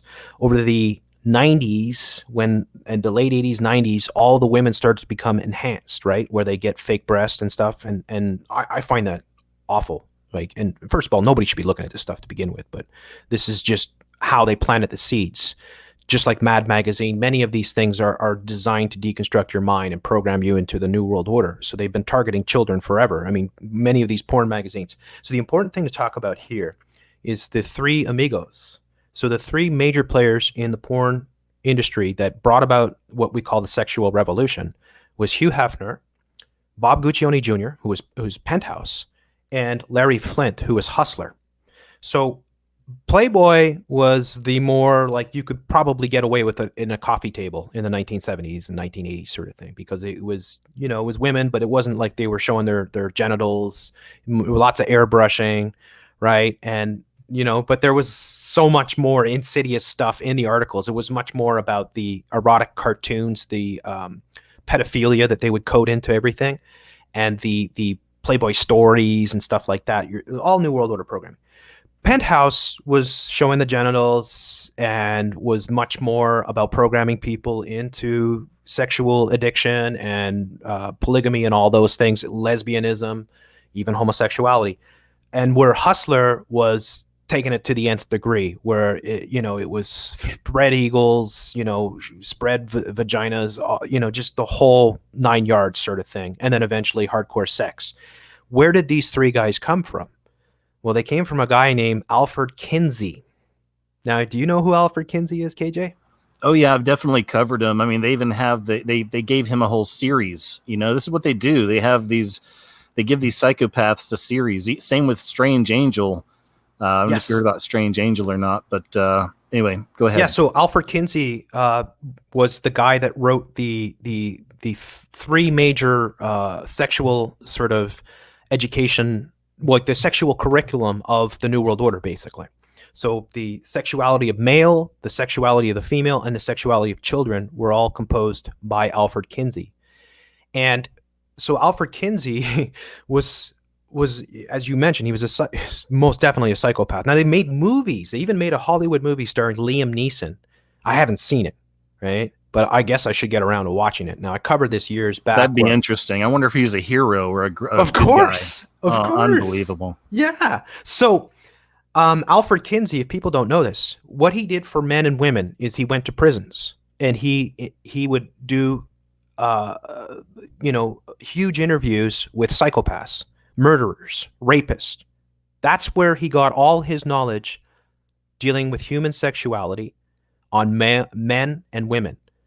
If you think that's bad, how he got it with children, and this is well documented, this is not a conspiracy, this is well documented, is he would hire psychos to rape babies and time their orgasms. He would give them a pad of paper and a stopwatch. And there's instances where there was 8-month-old babies that were being used, anally penetrated by grown men. And they would time the orgasms by how loud the baby would scream. This is what your sex ed, sort of the sexual revolution, was based upon. Now, if you don't know this, if you think that's wicked, it gets even more wicked, because who was the biggest influencer of Alfred Kinsey? As a guy you probably heard of before. I'm trying to think. I know he's connected to, let me see, the LSD guy, Timothy. Is he one of them? Timothy Leary, and then maybe Aleister Crowley? Aleister Crowley. Okay. So when Aleister Crowley actually died, Alfred Kinsey immediately got on a jet, went to his manor, and spent 2 weeks trying to collect every document that Aleister Crowley had on sexuality, because he was obsessed with Aleister Crowley. They used to write to each other all the time. So it is satanic. So much of what we're getting to, the root of how evil this stuff is and where it all came from. So the sexual revolution, is all part of the New World Order. It's all about deconstructing the family and destroying and perverting people's minds. Porn actually changes your brain. It actually rewires your brain. This is, and like you said before, which I didn't know about, which was that teens are the biggest users of Viagra because their brains are so twisted. Have you heard of NoFap? The No. NoFap movement? Yes, I know, and I know the Proud Boys and others have pushed that as Oh, well. I didn't know that, really, because it's been around for a while. But yeah, but I do that. I practice that. It's just more of a spiritual thing for me. But I mean, many years ago, I got into a heavy addiction with watching stuff. Yeah, And yeah. I know what it's like, and it's Oh, just, yeah. man, it was terrible. I mean, it's like I'm talking, just couldn't get it out of your mind all day long. That's why So that's why they use it as a weapon. It's and you know directly. I know directly. I'm sure most of the people that are listening to this, especially men, because okay, the important thing to understand too is men are much more visual, where women are much more complicated. I think everybody knows that, right? When it comes to sexuality, women, it's whining, dining, dancing, and then, there's a lot of foreplay, a lot of things involved. With men, it's just shapes and jiggles and stuff like that. That's what drives men crazy. So men can get aroused really quick, sort of thing. And it's all part of, what we are, sort of thing. But they take advantage of that. So they know this is why they're trying to indoctrinate women. I mean, they're in many ways, they're programming women into being men, and they're programming men into being women. well, that's You part of the see. reason that MGTOW thing grew so much, because what's happening now is we have a generation of women that did decide to just kind of do it their own way, party, have different partners and stuff, all throughout their 20s, maybe around 30, sometimes a little bit after. Now we find this generation of ladies in their early 30s and mid, and they can't stop that biological clock. You can ignore it for so long, but I believe it's just a part of who they are, and a lot of them feel that call, and then by then they've kind of almost ruined themselves, just like a lot of guys do who do the same stuff, spreading yourself around too much, if you will, Yeah. and losing bits of your pieces and all of it, and then never giving all of yourself to one for an extended period of time. Well, so much of New World Order programming is conditioning women to go work in glass towers and pursue, PhDs and stuff like that, pursue business degrees, and hold off having children, when really the most fertile time for a woman, the most fertile time is actually in their teens by far. A woman is at her peak when she's about 16 years old in terms of giving birth. I know that's in the old days that was common. Nowadays that's frowned upon, right? But the reality is that women do have that clock. I mean, men have the clock, but not in the same way. Women do have that clock, and they are definitely, programming women into not having. Obviously, I mean, they're deconstructing. I mean, this is so much of what we're talking about. They're using sex everywhere as a weapon. Well, it also goes back to the arrested development of the boys, just in fairness. So I think it's hard for a lot of young ladies to even find a guy that's ready to take on that responsibility, right? Because Of most of the course. guys want to stay boys and just keep playing. Well, that yeah, the arrested development, like as I refer to as suspended childhood. And people, like, we're all susceptible to this. I am as susceptible as anybody to it, which means that your television, your video games, all these things are designed to keep you in a childlike state. Like people you see all over YouTube, most of the popular YouTubers. A great example. There's several great examples. The Bronies. Do you know what the Bronies is, KJ? No, is it My Little Pony type Yes. people? No Yeah. way. Are you serious? Yeah. So they have these conventions where tens of thousands of people, grown men, attend, and they are men, mostly men and women who are adults, some of them in their 30s and 40s, who are obsessed with My Little Pony. And so they dress up. Cosplay is another great example. Cosplay, which is Halloween every day sort of thing. Dress up. It's also deconstructing what you are. Like, you can't be happy with who you are in your own skin, but you can morph into something else. And this is so much of the rainbow unicorn programming that And they that furries is all in there as furries. well. It's exactly. I was going to say that next. Furries, and if people don't know what that is, and you can look it up. It's people dressing up as stuffed animals, like and going to these conventions. And this is how they feel liberated. They feel like this is their true self. Just like, you know, with the sexual perversion, I'm sure you've covered this too. I think I remember you covering it. I know I covered it, which is the dog people. Yeah, well, there's the dog people, and they're creepy. There's the baby people, but there's also the The baby guys, people. the Yeah. guys I'm scared of, that I'm really scared of. I mean, that I sometimes I wake up sweating, thinking, what if you woke up and saw this thing standing in your room? There's Oh those boy. guys that wear those latex bodysuits that look Yep. like women. Ugh, Yep. Yeah. that's the Or scary yeah. stuff. So like wearing a latex suit that looks like a woman, or wearing a latex suit that's a dog suit, and putting on a dog collar and being walked and sleeping in a cage in a pen. This is, I mean, this is real. People are doing this. Sure, I've seen the stories. I'm sorry to cut you off. I No, want to no, add no. this real quick. Had you ever Yeah. watched The Preacher, that TV show? No, I haven't. I've Okay, seen the inversion of the sort of cross and the flames and stuff for the logo sort of thing, but you're familiar with. yeah, I'm probably going to do a big video on the whole series sometime. I haven't watched everything because it's hard to watch, honestly, but it's an incredibly blasphemous show, incredibly nihilistic, and it really is speaking to that spirit we're seeing rise in people all around the world, I believe, in a lot of ways. But in this show, God the Father is, again, people are going to, their jaws are going to drop when I show people all this someday. But I'm just waiting. This is the last season. It's almost done. Then I'll probably go through some and then just make a big video. But God comes down from heaven, and Jesus is basically, excuse the word, but he's retarded in this. There's kind of two Jesuses. There's like a Jesus that's retarded, and then there's one that's a ladies' man and bangs everybody he can, and oh man, kind of a cool hippie dude. And then God comes down, and when he comes down, he winds up getting into one of those dog latex suits, and that's what he drives around his motorcycle with, is wearing one of those S&M latex dog suits. well, I mean, you know, people you're And not it's allowed to a talk about. Seth Rogen production as Yeah, well. there you go. I mean, I didn't have to ask, really. I mean, Yeah. I don't have to ask, right? I mean, I know who's behind it, and I know what they're doing. I covered Jesus Christ. I mean, anybody here that's listening right now and doesn't believe me, look up Jesus Christ on YouTube, and what Oh comes up yeah. first? Tell him about that one. That one really blew me. I Yeah. didn't even know about this character until Jeff told me about this the other day. Go ahead, man. Yeah, again, people you're not allowed to talk about. They wear small hats, and you know there's a character named Jesus Christ, and I was aware of this guy because I try to pay attention to as much of the popular YouTubers as I can, and so I was following this character named David Dobrik, who said that his favorite YouTuber ever is this character named Jesus Christ. And I know others have covered him. I know Call for an Uprising covered him. I've heard stories about the Vigilant Christian way back in the day having some sort of interactions with this guy, whatever.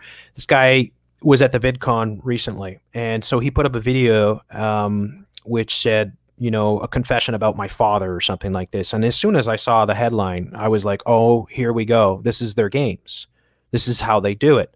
So he put up a video where he dresses up as Christ, and he basically talks about that he's in a lawsuit with his family over custody of his kids, and that he's an ex-Mormon and all this. And his father is a pedophile, and his father abused him and all this stuff. And the way I broke it down basically was that it was them again mocking God. And it was an allegory for Jesus Christ talking about his father, because this is what they like to do. And it was shocking to me. And anybody that's listening right now, just do a YouTube search, open up another window and do a YouTube search for Jesus Christ. As far as I know, the first two results that come up are this guy. Of course, that's not even a surprise. And that is revolting, because it's a complete slap in the face to all Christians. It's a mockery of I mean, if you did this to, Allah, or, I mean, if you did this to Judaism, right, it would immediately be flagged. You would immediately, but this guy actually identifies as Jesus Christ. He sells all these products. He's making probably millions of dollars. He does these. You can go on to these Fiverr websites, so Fiverr from Tel Aviv, and you can pay him money to give you blessings and do certain acts and stuff like that. This guy is a a scumbag of the highest order. He sold sex products too, didn't he? Yes, and I showed this. He has dildos and stuff that he's selling, and on his Instagram, if you go check out his Instagram, he put up several posts when he got to 666,000. Yeah. I mean, Wow. this is what they do. I don't have to tell anybody here that Christianity is in the crosshairs. I think everybody can see it. And so I did a couple of videos exposing it, and I was pretty angry about it because this guy. I mean, it would be one thing if no, I don't even think that. Like, I cannot respect anybody that does that. You can't. He's selling coffee mugs and T-shirts, claiming that he's Jesus Christ. Oh, I know, I man. mean, Well, like, it's when I lived in Los Angeles, there was a really popular radio show that came on early on Sunday mornings, and it lasted pretty much from like I think 8 in the morning to maybe noon, and it was literally called the Jesus Christ Show. And the guy that did it, it was a call-in show. He acted as if he was Jesus Christ throughout the whole thing. People called in and asked for blessings and prayers and stuff like that, and he the whole time stayed in character as Jesus Christ. But then he would say, "Look, I don't think I'm Jesus. This is all part of kind of a thing." But it always, I don't know, just kind of throwing this it guy out there. never does that, as far as I can see. He just keeps the illusion going. It's a nudge nudge wink wink kind of thing. Like, yeah, my holy father, and he's a pedophile. Mm-hmm. Like, if you were gonna do that, like, say you're playing the character, and you had this really important information. I mean, would you dress up as Jesus Christ to reveal your father as being a Wow. pedophile? No. And that's. I mean, I was just so angry about this, and I couldn't believe it. And it is what it is. This is what it is. I mean, YouTube is, in my opinion, it's a satanic platform. Yeah, hasn't it just, man? I mean, look, you've been dealing with it for a long time. You really are, again, the most censored person I've ever known. And, we talked about that earlier. But so you've been seeing it for a long time. But, man, like I said, I've been here since before 2011, but that's when I started making the videos. And just seeing how much it's changed. I mean, everything has changed. And now it's gotten really creepy, because the thing is I think there's people out there that think that somehow we can take this all back and go back to normal again. I mean, Yeah. hey man, I'm all for staying positive and I pray about stuff and that'd be great. But again, I've kind of said this for a few years now. I feel like a big reason they're doing this stuff, because you and I both have addressed the censorship over the last 3 or 4 years. It's really kicked in, but I really think they're kind of doing it. Sometimes I wondered, this is the doom tart in me, if you will. But what if they're doing it to prepare for the next event? Like they're trying to silence everybody now and get everybody in little digital camps and digital ghettos and stuff. And then once whatever it is goes down, they already know who to go to silence, right? And most of us will already be silenced, I guess. 100%. I couldn't agree more. I think they're setting the table. Absolutely. I So, mean, I'm knock on wood. I don't want anything horrible to happen ever. right. And I Same. never want to see another 9/11, but we could see something much bigger. And it could be, 9/11 was if people don't know this, younger folks might not know this, is a game changer beyond you could imagine. I mean, everything's changed since 9/11. It is a completely different world prior to 9/11. Yeah. I just did a show on that yesterday. Yeah, so how much everything has changed, and yes, in a way, yeah, we had the internet, and the internet gave us the ability to connect and all this, but they're taking everything away from us now. They're pulling the rug out from underneath us. The real solutions are to turn away from it and form your own platforms and your own websites and your own internet, if you can, your own communities, just like turn away from their foods and all their entertainment and their porn and everything else. It's the real solutions. I mean, people are meant to be outside. People, they're meant to be in the woods, interacting with nature, interacting with other human beings. They're not meant to be staring at a screen all day. They're not meant to be hooked up to a black mirror walking. I see people everywhere. I'm sure it's the same everywhere, where people are walking down the street with their device. They can't even take their eyes off it. Those devices, those smartphones and tablets and computers are addicting us. They're changing our brains as well, just like the porn. People can't pull away from them. People are addicted to their tech, and they know this. In fact, Facebook was specifically designed by DARPA to addict people. Like, they know exactly from day one that people's, the endorphins would go off when people click on the thumbs and stuff like that. That this is all part of how they have taken control of our minds using the tech. I mean, as I said before, tech is a double edged. It's just like science. It can be used for good or it can be used for bad, just like guns, right? Um, but if it's in the wrong hands, it can lead to severe consequences. And I think that's what we're seeing is, just like the porn as we're talking about before. I mean, these things are used to deconstruct us and destroy us and addict us.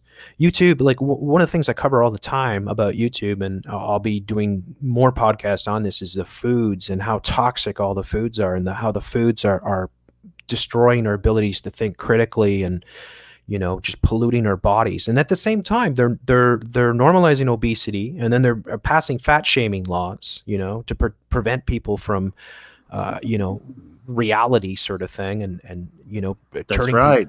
And it's all contributing to a nanny state, which is, the part of the whole SJW sort of psyop is to make bigger government, have government go into everything. So we are seeing a complete deconstruction of our civilization, and then we haven't even got into heavily yet the transhumanism, which is going to be the biggest game changer that we've ever seen. The brain chips and the transhumanism, that is the, where we step into a realm of entirely new human beings. And Man, that is some.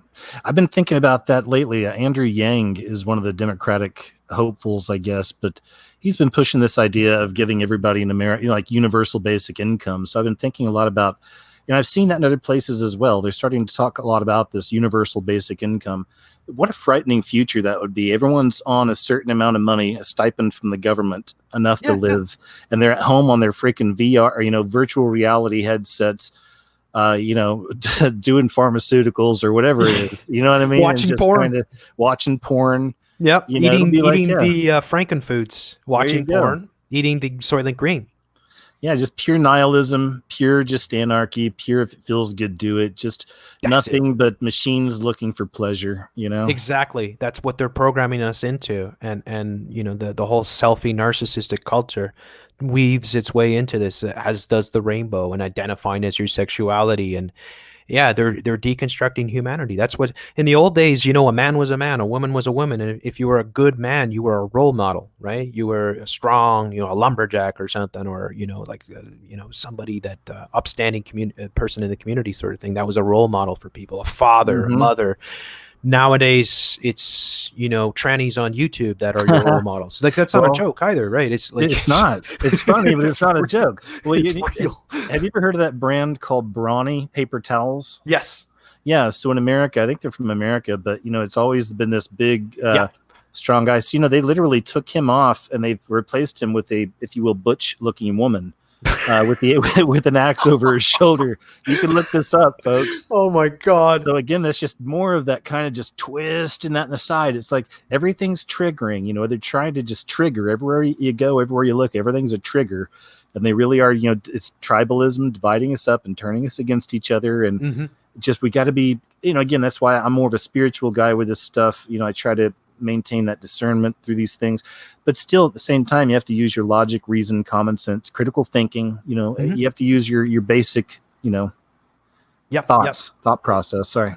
Yeah, exactly. No, 100%. And that's why I say, I mean, it's like there are solutions, but it's going to take a lot. And like for all of us out there that are being inundated on a daily basis, I mean, it like, as I said with the tech, right?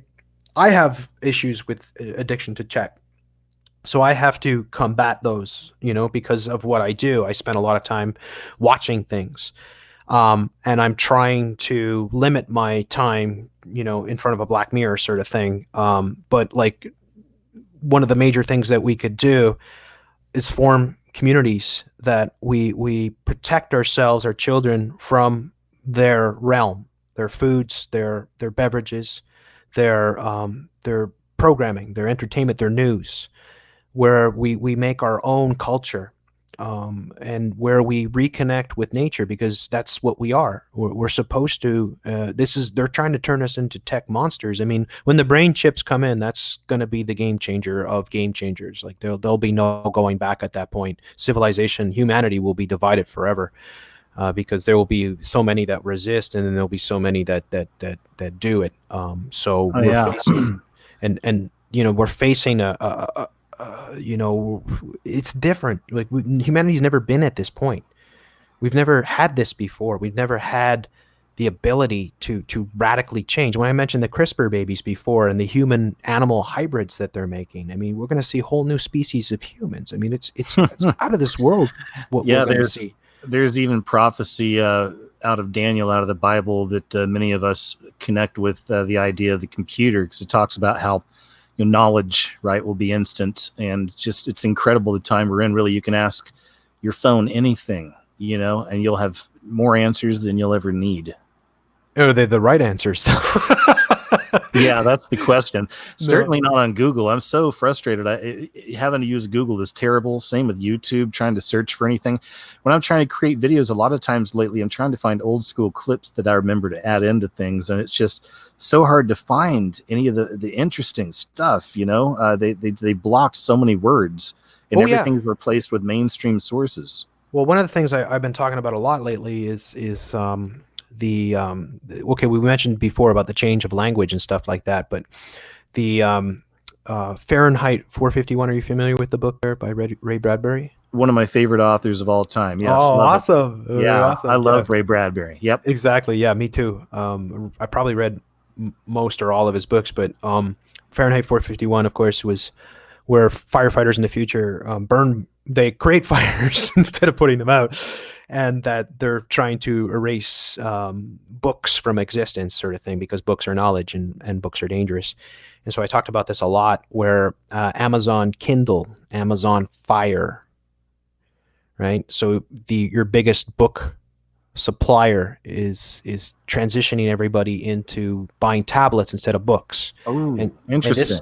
yeah, and so when they call it Kindle, like kindling, and they call it Wow. fire, that is very symbolic. Now, at the same time that that's happening, Melinda Gates, who is a demon from the deepest pits of hell, certifiable, is going around saying how they are going to change all the books from the past because of gender bias and white privilege and things like that. Well, you know what? I haven't heard that, but I'm not surprised. I did a video a while back called First the Statues, Then the Churches, talking about looking back through history and other empires that have fallen. That's always been a part of it, is erasing their history so they can Yes. create a new one. So we're Yeah, well, seeing it yeah, right now. yeah, like the Egyptian pharaohs and the Roman emperors used to do this all the time, where they would when they would send to the throne sort of thing, they would go and scratch out the name on the great works that have been built by the previous emperor, but that they've probably been scratched out before anyways, sort of thing, and they would try to claim it for themselves. Have you ever heard that analogy with the statues from ancient Rome, that in the beginning of Rome, they were all big, strong, muscular men, and at the end, they were all like very soft and effeminate men and homosexual, and the Yeah, statues were? because it's happened over and over again, hasn't it? Right? What we're Absolutely. facing has happened over and over again. Even the Weimar Republic in Germany, very similar things happen. Bolshevism in the turn of the century, there, the 20th century in Russia, total reversal, everything inside out. Very similar. So this is not the first time that we've been down this road. It's just that the tech and the game has changed, right? I mean, the stakes are much higher, and the potential outcomes are much more grave. But yeah, the whole rewriting of history is already on full. I mean, it has been on for a long time. Like, let's make no mistake, history is written by the victors. That's a true saying. I mean, you're going to tell a story, right? I mean, Hollywood is where most people get their history from, and Hollywood is. It's Hollywood basically, right? So, Mhm. if you're getting your history from Hollywood, well, enjoy your programming, sort of thing. But so, like, what I talk about is, how every time there's a new edition of a book, something changes, right? Paragraphs are taken out, pages are taken out. So this has always been a problem with literature, written literature. But now we're facing a new paradigm where books are literally going to be wiped out in the future. I mean, it's already happening in many ways. They're encouraging people, and that's why I say the Amazon Kindle and Kindle Fire are perfect metaphors for Fahrenheit 451, where they want everybody on a digital book instead, so that people like Melinda Gates and co, the New World Order, essentially, can rewrite history the way that they want, and they can do it under the guise of, well, we have to take out the male bias, the patriarchy in all of literature. So we have to change words and expressions and all that. So we're going to go in and rewrite these books in a different. Yeah, it's so, eventually, Sure. they could put whatever they want, Yeah, right? sure. Because how are you going to trace it? That's You're not going to it. have. That's You're going not to going be to your, have. Yeah. yeah. That'll be your one world system right there. I mean, it's like, it's interesting. Even seeing it playing out in borders. We're seeing it play out around the entire world.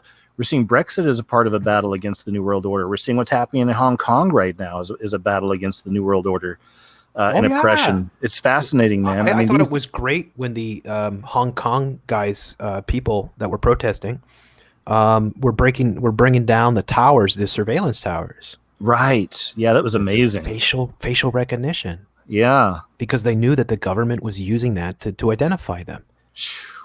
So I made a video on that. I was like, good for these people. They know exactly, like, this is, and we should be doing this everywhere. I don't know if you know this, but the facial recognition is already everywhere.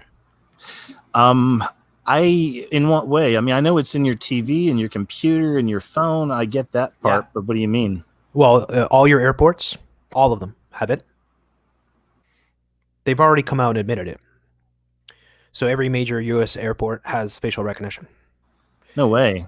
Every major arena, every major stadium, all the movie theaters now. Oh, it's all happening. They're not telling you.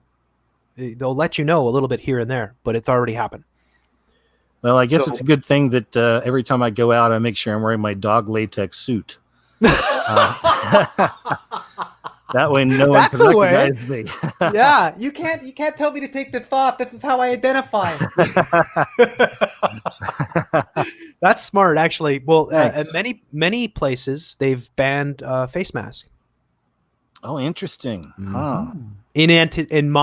In my belief, in anticipation of this. What do you think 5G's connection is with any of this? What are your thoughts?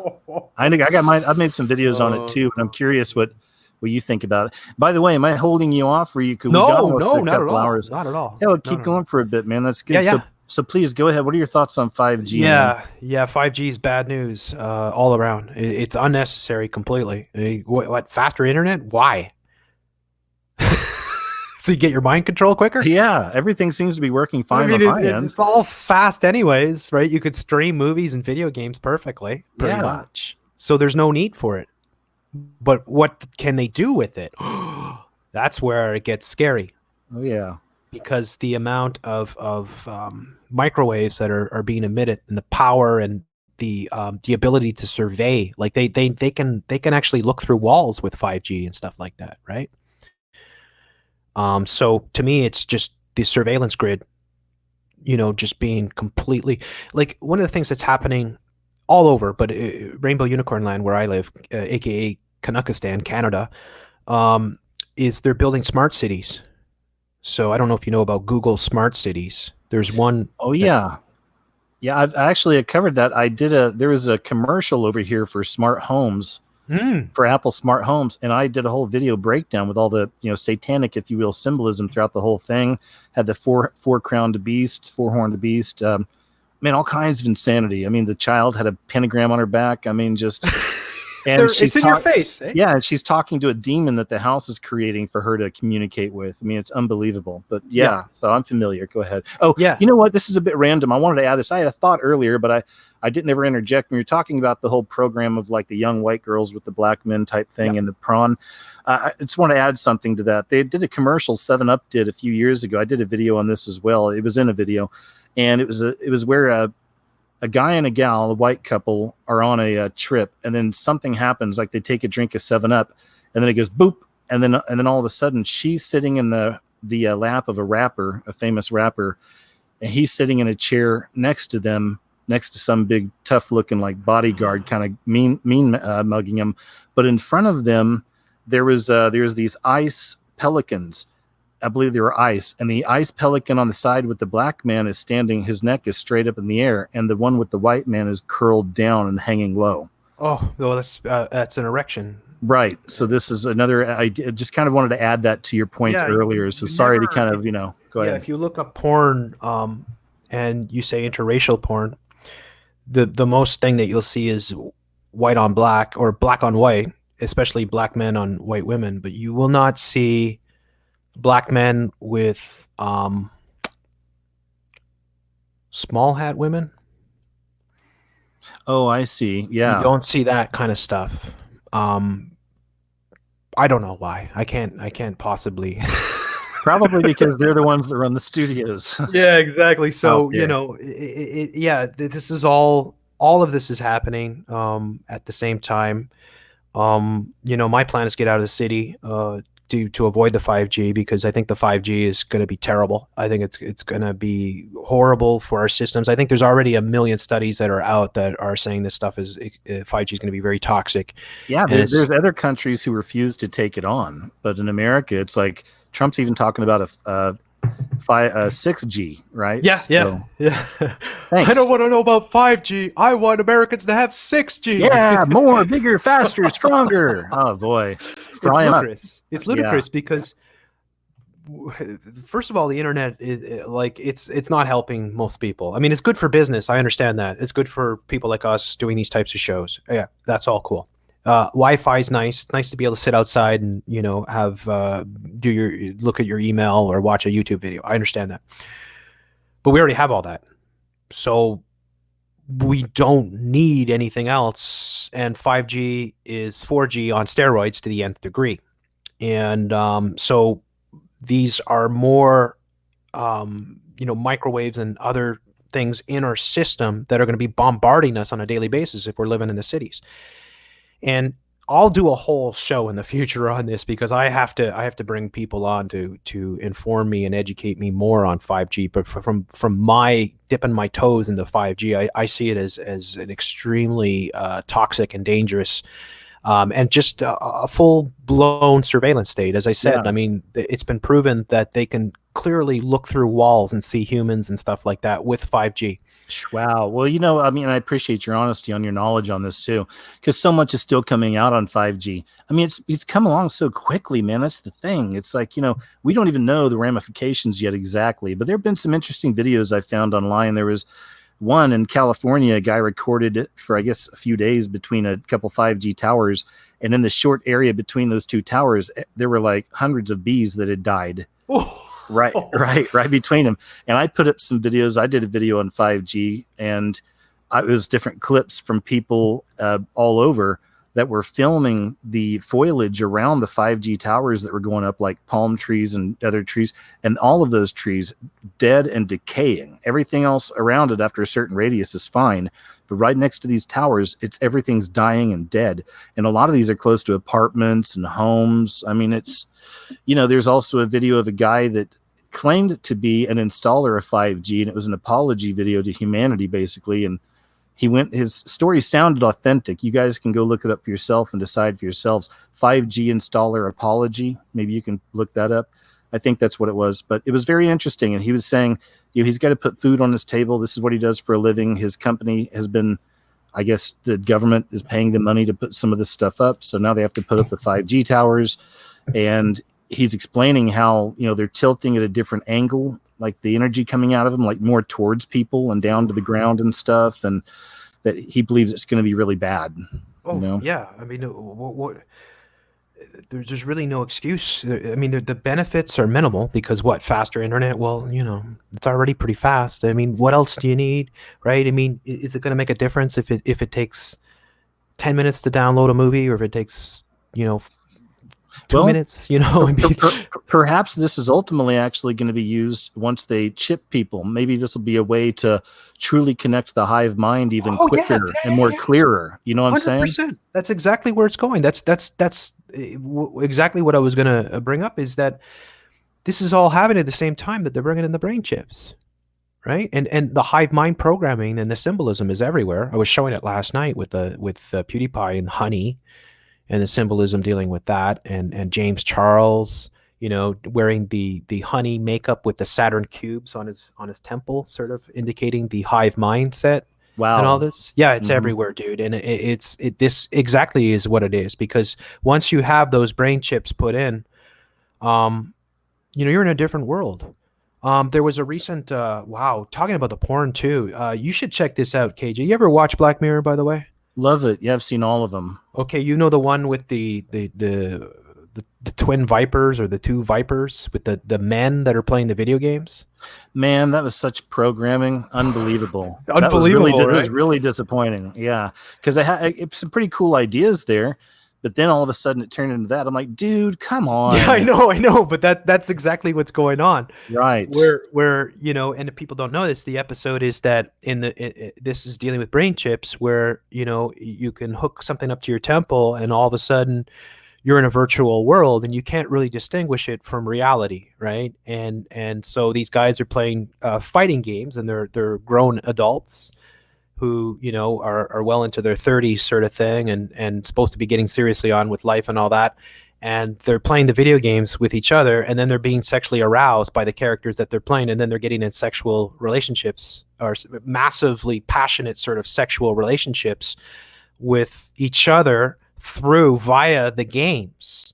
So they're not technically gay, because one of them's playing a female and the other one's playing a male. But the twin vipers, the two snakes, right? The satanic sort of symbolism and all that, dealing with it. This is an example of where they're taking it. I fully believe that Black Mirror is just predictive programming. I don't believe it's here to wake us up to anything. I think Oh, it's for here. sure. Yeah, it's Well, here look, just. they Go already ahead. did a social credit system one, with Bryce Howard. Yes. So yeah. Yes. And it's already a reality. Like, it's already here for sure. You already have it with Facebook and so many other things. You're already being judged. Maybe it's not 100% in the government sort of system yet, like Chinese, but it's coming. It's definitely coming. There's no doubt about it. Because a lot of times with the way the New World Order works is they try things here, there, and everywhere. And if they try it in China, it works really well. And they're like, this is a great way to create a hive mind and control the populations Well, and keep yeah. people. Then we're just one quote event away, like another mass boom boom type event or Mm. something. So, hey, you know what? It's working in China, and elements of it we should implement here in America. For your safety, of course. I Yeah, mean, that's exactly how it works with the Hegelian dialectic, right? Whereas they want to bring something in, just like with 9/11. I mean, 9/11 brought in the surveillance state, basically. Nothing was the same. This is what I talk about when young folk may not know how much things have changed. Also important to talk about, because the main topic being the degeneracy of the youth, is that kids are brought up from day one with a Black Mirror in front of them, and they're brought up with the concept that no privacy really exists, oh right? yeah, absolutely, yeah. And then of course the Black Mirror television sets we have now. Literally the whole. I've mentioned this in videos. It's like the modern day scrying mirror. We're putting us into these other dimensions. These Yes. other places, because about alpha and beta state, of course, and Mm-hmm. seconds after you turn on your TV, you're in that it's alpha state. Is that right? Exactly. Yeah. Exactly. So you're just receiving information. If you look at your brain, like you compare somebody's brain, the scan of somebody's brain when they're watching television, to when they're just having a conversation like we are now, or they're reading a book, or they're just thinking, it's night and day. It's like your brain is in that state that you're being programmed completely. Like your brain is in a complete absorbed. You're just absorbing what's your programming, basically. You're taking in all the visuals and all the stimulations, but your mind is being programmed by your television. So television has always been mind control. It's always been used as a weapon. And it's really, yes, it can be used for educational purposes. And yes, we've all had, you know, um, you can't say that everything that's been on television has been horrible and negative, and that we haven't learned things from using television and all that, right? Because again, tech is a double-edged sword, and there can be some good from it, but by and large, television has been a very negative thing for humanity. And now that's television is going to be in your brain. This is where, and this is like the first step, like it's already happening with the brain chips. This is already being implemented. Already, elderly people, this is where they're starting with it to tackle degenerative brain diseases in elderly people. They're already implementing brain chips. I've covered this. This is already happening. You can search it up yourself. It's already being done. So the elderly, dealing with Alzheimer's and other degenerative sort of brain diseases, this is one of the guises that they're using to bring it in. And then what I theorize is once they've got that working, they're going to go after depression. So I believe that what they're going to do is what they're already doing is they're programming the masses into this belief, normalizing depression. They're making you depressed first and foremost. It's very important to point out that through all your Hollywood programming, all your movies, video games, your junk foods, your fast foods, your genetically modified foods, it's depressing.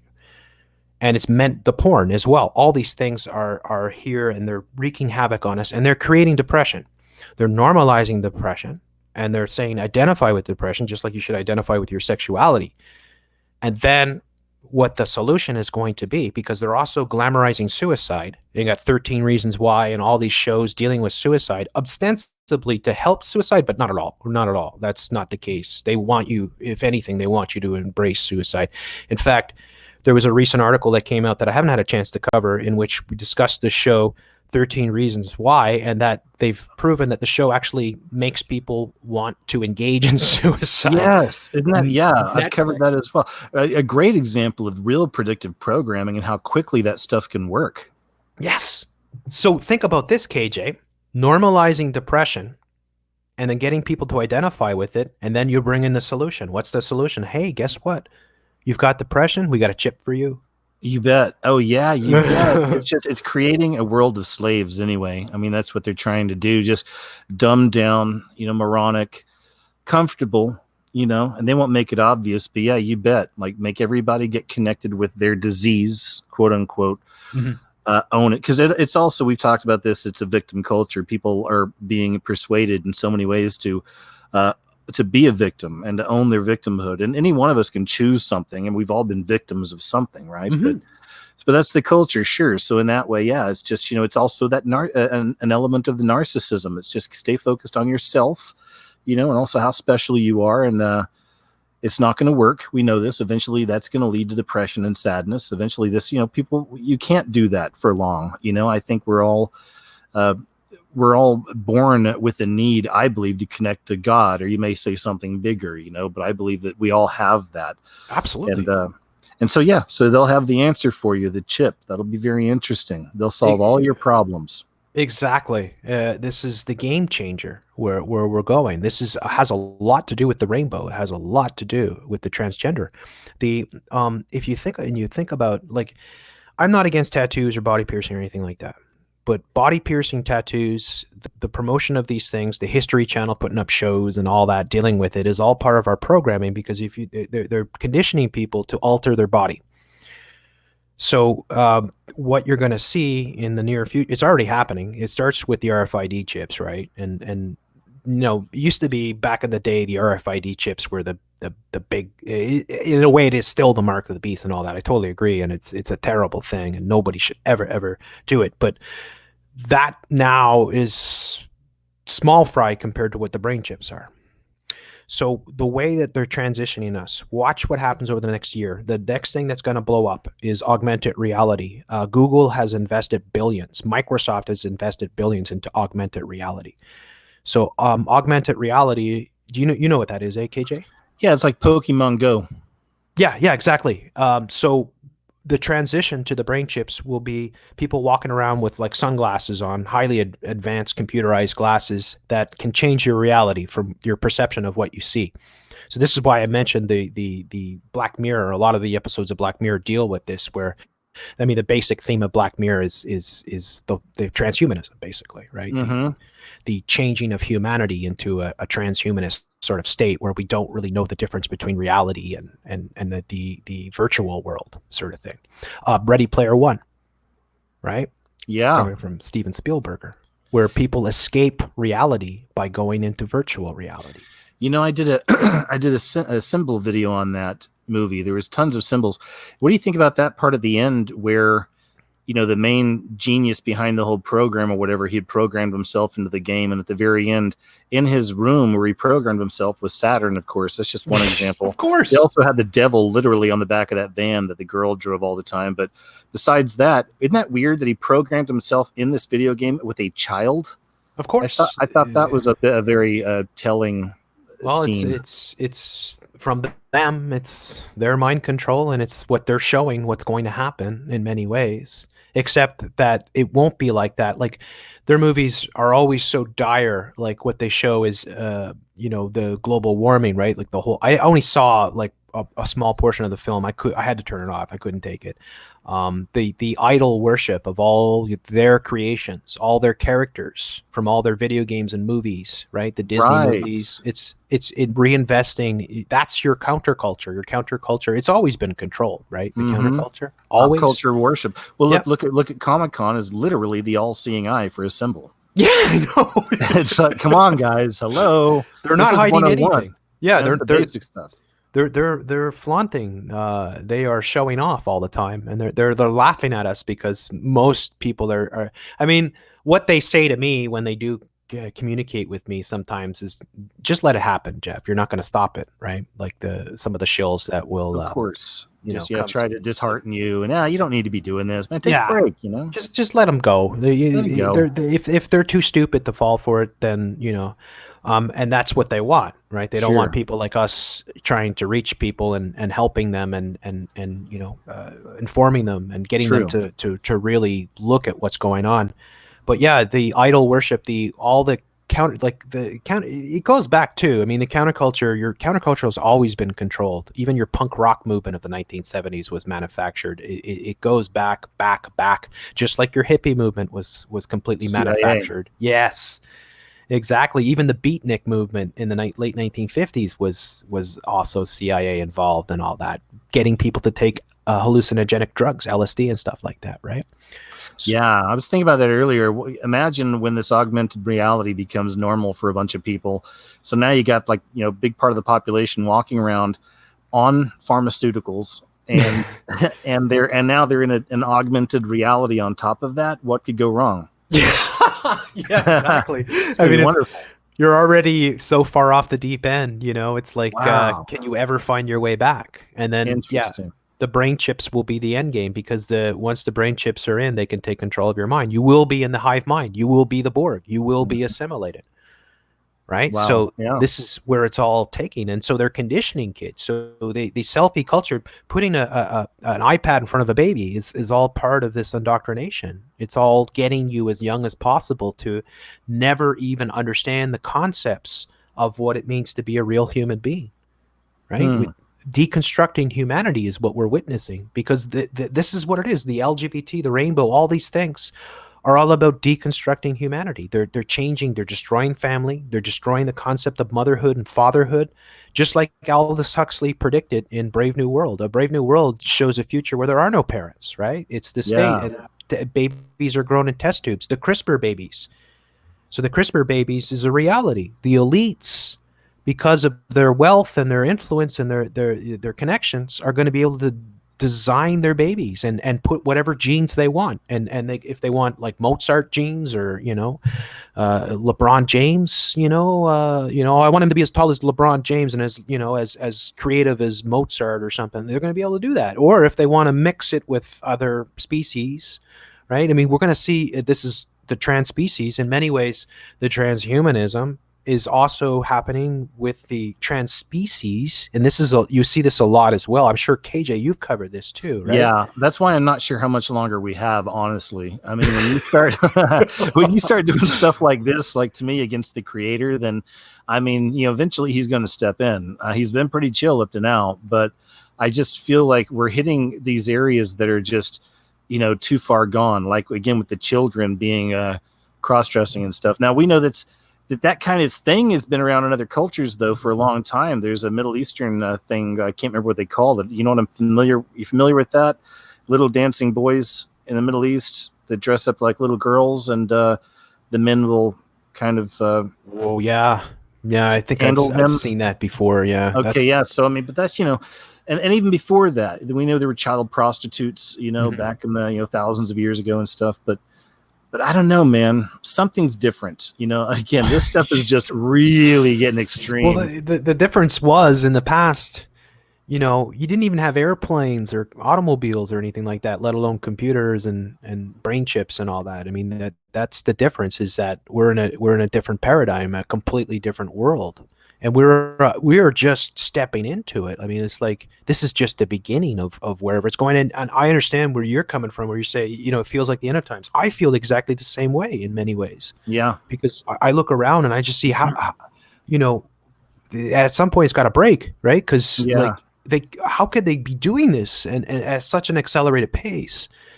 Um, at some, there has to be something big that's going to happen at some point, because it's Sodom and Gomorrah. It's like, like we're literally witnessing and the clown world. Okay, have you been paying attention to that, KJ? You mean the Hong Kong type stuff? Well, the Clown World? clown world, and this also comes from people you're not allowed to talk about, but the clown world, people should very much pay attention to this. It's everywhere around you now. It's in your movies, it's in your television shows. There's clowns everywhere, right? Like the biggest movie right now is It. The other biggest movie right now is The Joker, right? The clown world represents a reverse of everything. For the Jewish people, it's a way, like in the Jewish culture, everything is excess. Like people drink themselves into a stupor, sort of thing, to celebrate this clown, right? And also with Quetzalcoatl and all you're just seeing this everywhere. This explode, this clowning, and so everything is Mm-hmm. being turned inside out, upside down. So like that's what I see, Oh yeah. happening all around us, is everything is being turned inside. Men are being turned into women. Women are being turned into men, Yeah. That's what right? I'm saying, man. And see, this stuff, it is in the Bible. It's biblical. It talks about times like this. And this is where I just can't help but see it. I've seen it that way for years. That's one of the reasons I do what I do, and not trying to predict dates and times. I never know. I've seen so many doomsdays come and go. It's not even Yeah. funny. So I don't worry about things, and I don't date set stuff. Me, I'm into symbols and kind of more abstract ideas sometimes, and spiritual language, if you will. But it's on. And the thing is just look at, even like here on YouTube, what's happened to this kind of a community of, let's just say, more critical thinkers, no matter what other category you may put them in. But many of these people are just gone. Like I said, I've been doing research on some new videos, and I'm thinking back to some cool things I remember from 6-7 years ago. Can't find any of this stuff. I mean, Oh, yeah. it's wiped. It's all being erased. When Yeah. I was trying to put together, presentations on things that I covered in the past, I was looking. I put out a video maybe 2-3 years ago, warning everyone in the truth community. I said, everyone, you got to take this warning seriously. And I'll reiterate it right now to everyone that's listening to this, is that if you see a video that you think is important and the information is crucial, or you found something really important in that video, download that, make a copy of it, put it on a hard drive or put it on a disk, because everything's being erased. And in the future, we might have to, it might be person to person, handing DVDs or something like that out, or those sticks, sort of thing, right, with memory Yeah. sticks and stuff like that. Like we might have to do that in the future to be able to share information, because YouTube is wiping out everything. And I said that there's a lot of people in the know, and I'm talking popular YouTubers and media people in the media, that are talking about the next big purge on YouTube that's coming. Mm-hmm. And they're saying they're just going to wipe out everything that Borderline content, I guess you could say. I mean, that's why we got to keep being wise about it. You know what I'm saying? I mean, it's yes. like and again, I pray about things, but I'm not just one to pray and then leave it and like, okay, it's done. Like, no, man, I got to work on this. So again, it's just being wise, and not being so upfront anymore. Unfortunately, we can't, be shaking our fists, as much as far as titles go and tags. We have to be very careful these days. It's so amazing. It really is. I don't know if people realize how amazing. It's a little scary, but it's also amazing the time we're in right now. It Like is. it really is. I mean, like we're really seeing. Again, they lost what 7 billion, 70 billion. YouTube did, and all for their conspiracy vids. They traced it back to that later for all the kind of questionable content they erased. Yep. They said that that was a big part of it, and getting It's rid of just AJ as well. So it's small change for them though, isn't yeah, they don't care, it? Well, and it's they could worth take that. trillions on 9/11 sort Yeah, of thing. It's like and it's worth it to get rid of just not even yeah. something specific, just voices outside the mainstream narrative. That's it. Yeah, I agree. I agree totally. It's this is all choreographed, and that's what. And I totally agree with you when you're saying there's something big coming, and they're setting the table basically, so that Yeah, we shall they see. and yeah, again, knock on wood. I don't want anything big to happen. I don't want anything bad to happen ever. I hope it's Exactly. boring, Yeah. but it can't be the way it's going. Like Right. and that's why I say it's like we're seeing more and more of these shootings and and bombings and stuff, and it can be cyclical at times, but it's coming, it's coming, and it's like you know I know a lot of people out there probably through the goodness of their heart are trying to predict the next 9/11. And this, just like you mentioned before, how many doomsday predictions have we seen Mm-hmm. come and go, right? Like Tons. hundreds. Yeah. Yeah. Like, and I had somebody the other day, and they might be listening to the podcast right now, trying to inform me, though, there's something going to happen on Seattle in, I think, in November or something like that, and it's doomsday prophecy and all this. And I said, you know how many of these I've seen? And I said, you might really believe it, and you might be right. I mean, it's possible, but the thing is, so many people have cried wolf so many times. Yeah. Yeah. And I don't want to live with that horrible anticipation. No. That's living in terror and fear. And I just refuse to do that. I mean, I don't know about you, but I have a way of kind of, and I don't mean this in an MK Ultra way, but I mean, I can disassociate myself with my work. There's a way I can kind of see what I see, but then I make sure when I have my alone time and private time away from all this, I'm making the most of it, and most of the time I'm outside doing something, or with friends or family, and just forgetting everything in the world. Oh, because there's beauty everywhere. I mean, that's the whole thing. Look, folks, I mean, at the end of the day, we have a beautiful world, and you should every day remember that and go out and enjoy it as much as possible. Some people it's hard, and you're in big cities and in office or in apartment buildings and skyscrapers and stuff like that. But you have to always. That's why I said before, like one of the solutions, reconnect with nature, reconnect with real human beings. All of us should be the change we want to see. And I try to do this, like, keep in shape, eat well, work hard, put a good foot forward, always be kind and without being SJW sort of silly, but be kind and respectful towards people, treat people like you want them to treat you, and enjoy each day the best that you can, because you never know what could happen. So, try to enjoy life as much as possible, and don't let their programming bring you down, because that's all part of it. They are normalizing depression. They are making people depressed. We're not here. Me and KJ are definitely not here trying to depress people and make you think that there's no hope, right? There is hope because there is God. There is hope out there, right? We know that there are forces of good that are here to protect us and guide us, sort of thing, if we put our trust in them, sort of thing. So it's not all lost, and we can recover, and we can still live and enjoy our lives as much as possible, and we should, but we can't ignore what's going on at the same Yeah. time, because eventually that comes to your front door. Man, that's a great message. And man, I guess on that note, the thing is with you, I always feel like, and we've done it before, we used to have like 4 or 5 hour long chat shows, man. So, and I'd be okay with another one, but I got stuff I got to do here in a bit. It's been about It's two a and a good half time hours. to shut her off, sort of thing. Well, hey, man, if you wanted to, just before, again, man, first off, just, man, I love you, man. It's been so nice catching up with you again. We'll talk outside of this, and if you're down, we'll definitely do another one of these soon, okay? And, Absolutely. Yeah. And where can we find you? Tell the people. And again, there's a link below to your main channel, but go ahead. Yeah, everyone, you can find me. I'm going to just put a message there. I said, hey, everyone. Jeff Censored. Jeff Censored Live is my live channel. And there's Supreme Lord Commander, where I do the entertainment breakdown. And I have a Steemit called Fake News Report. And one of the best places, which I was recently booted off, but I'm back on, is Twitter, @Free Radio Revolu. So it's like Free Radio Revolution, all one word, but it ends at the U because you can only have so much in your characters. Those are the places that you can find me.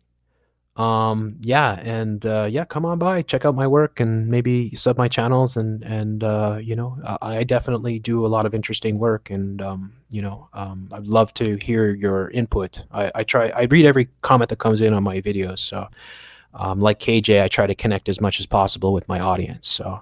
And it's a blast doing this. I love you too, KJ. I mean, we go back so many years, and we're old school here. I know, man. We've made it, dude. Like we're still Yeah. here. It's Yeah. crazy. That's a good thing. See, folks. I mean, there still is a lot of good kicking around, and yeah, it's an absolute honor and pleasure to be on the show, and I would love to come back. Thanks, Just let me man. know. We will. And you know what? I always like to, on my live shows, if you don't mind, I like to do a short little prayer at the end. Are you cool with that real quick? Yeah, absolutely. Cool. Thanks, man. I'll just say, Heavenly Father, thanks so much for the fact we could do the show today, for me and Jeff getting connected again. It's been so long, and I've always just really enjoyed him. So thanks for us being able to have the show, and for a great audience. Thanks for the format. I've always prayed for protection on my channel, and please protect Jeff's and our other friends out there. Everyone out there listening out there's got a channel and trying to build stuff up. Give them protection, Lord. I mean, it's a crazy world online these days, and otherwise, I just thanks so much again for everything, Father. I love you, and in Jesus' name I pray. Amen. That's it, guys. I always try to keep it short and sweet, but I feel it's important to do. Real quick, too, I'll just say to the audience, guys, thanks so much for being here. Big shout out to the moderators as well. Big shout out to the Patreon and PayPal supporters. Some of y'all know I recently got a sponsor. I'm noticing I'm new at this, but they give me different ads and stuff sometimes, and I can turn some things down if I want to. Some things I don't like, But anyway, so I'm still new at this. My newest ad is Raid. It's a game. Tomorrow or this weekend, I'm dropping a big video. That's the last time I'll have this video, that ad in a video for now, because the reason I bring this up is some people told me that apparently in the game, like there's demons and stuff, And look, I played the game. To me, it's more of a Lord of the Rings fantasy thing. I didn't see a problem with fighting against, demons or whatever. So that's been my experience with it. But that may freak some people out. Some of you may not like that or whatever.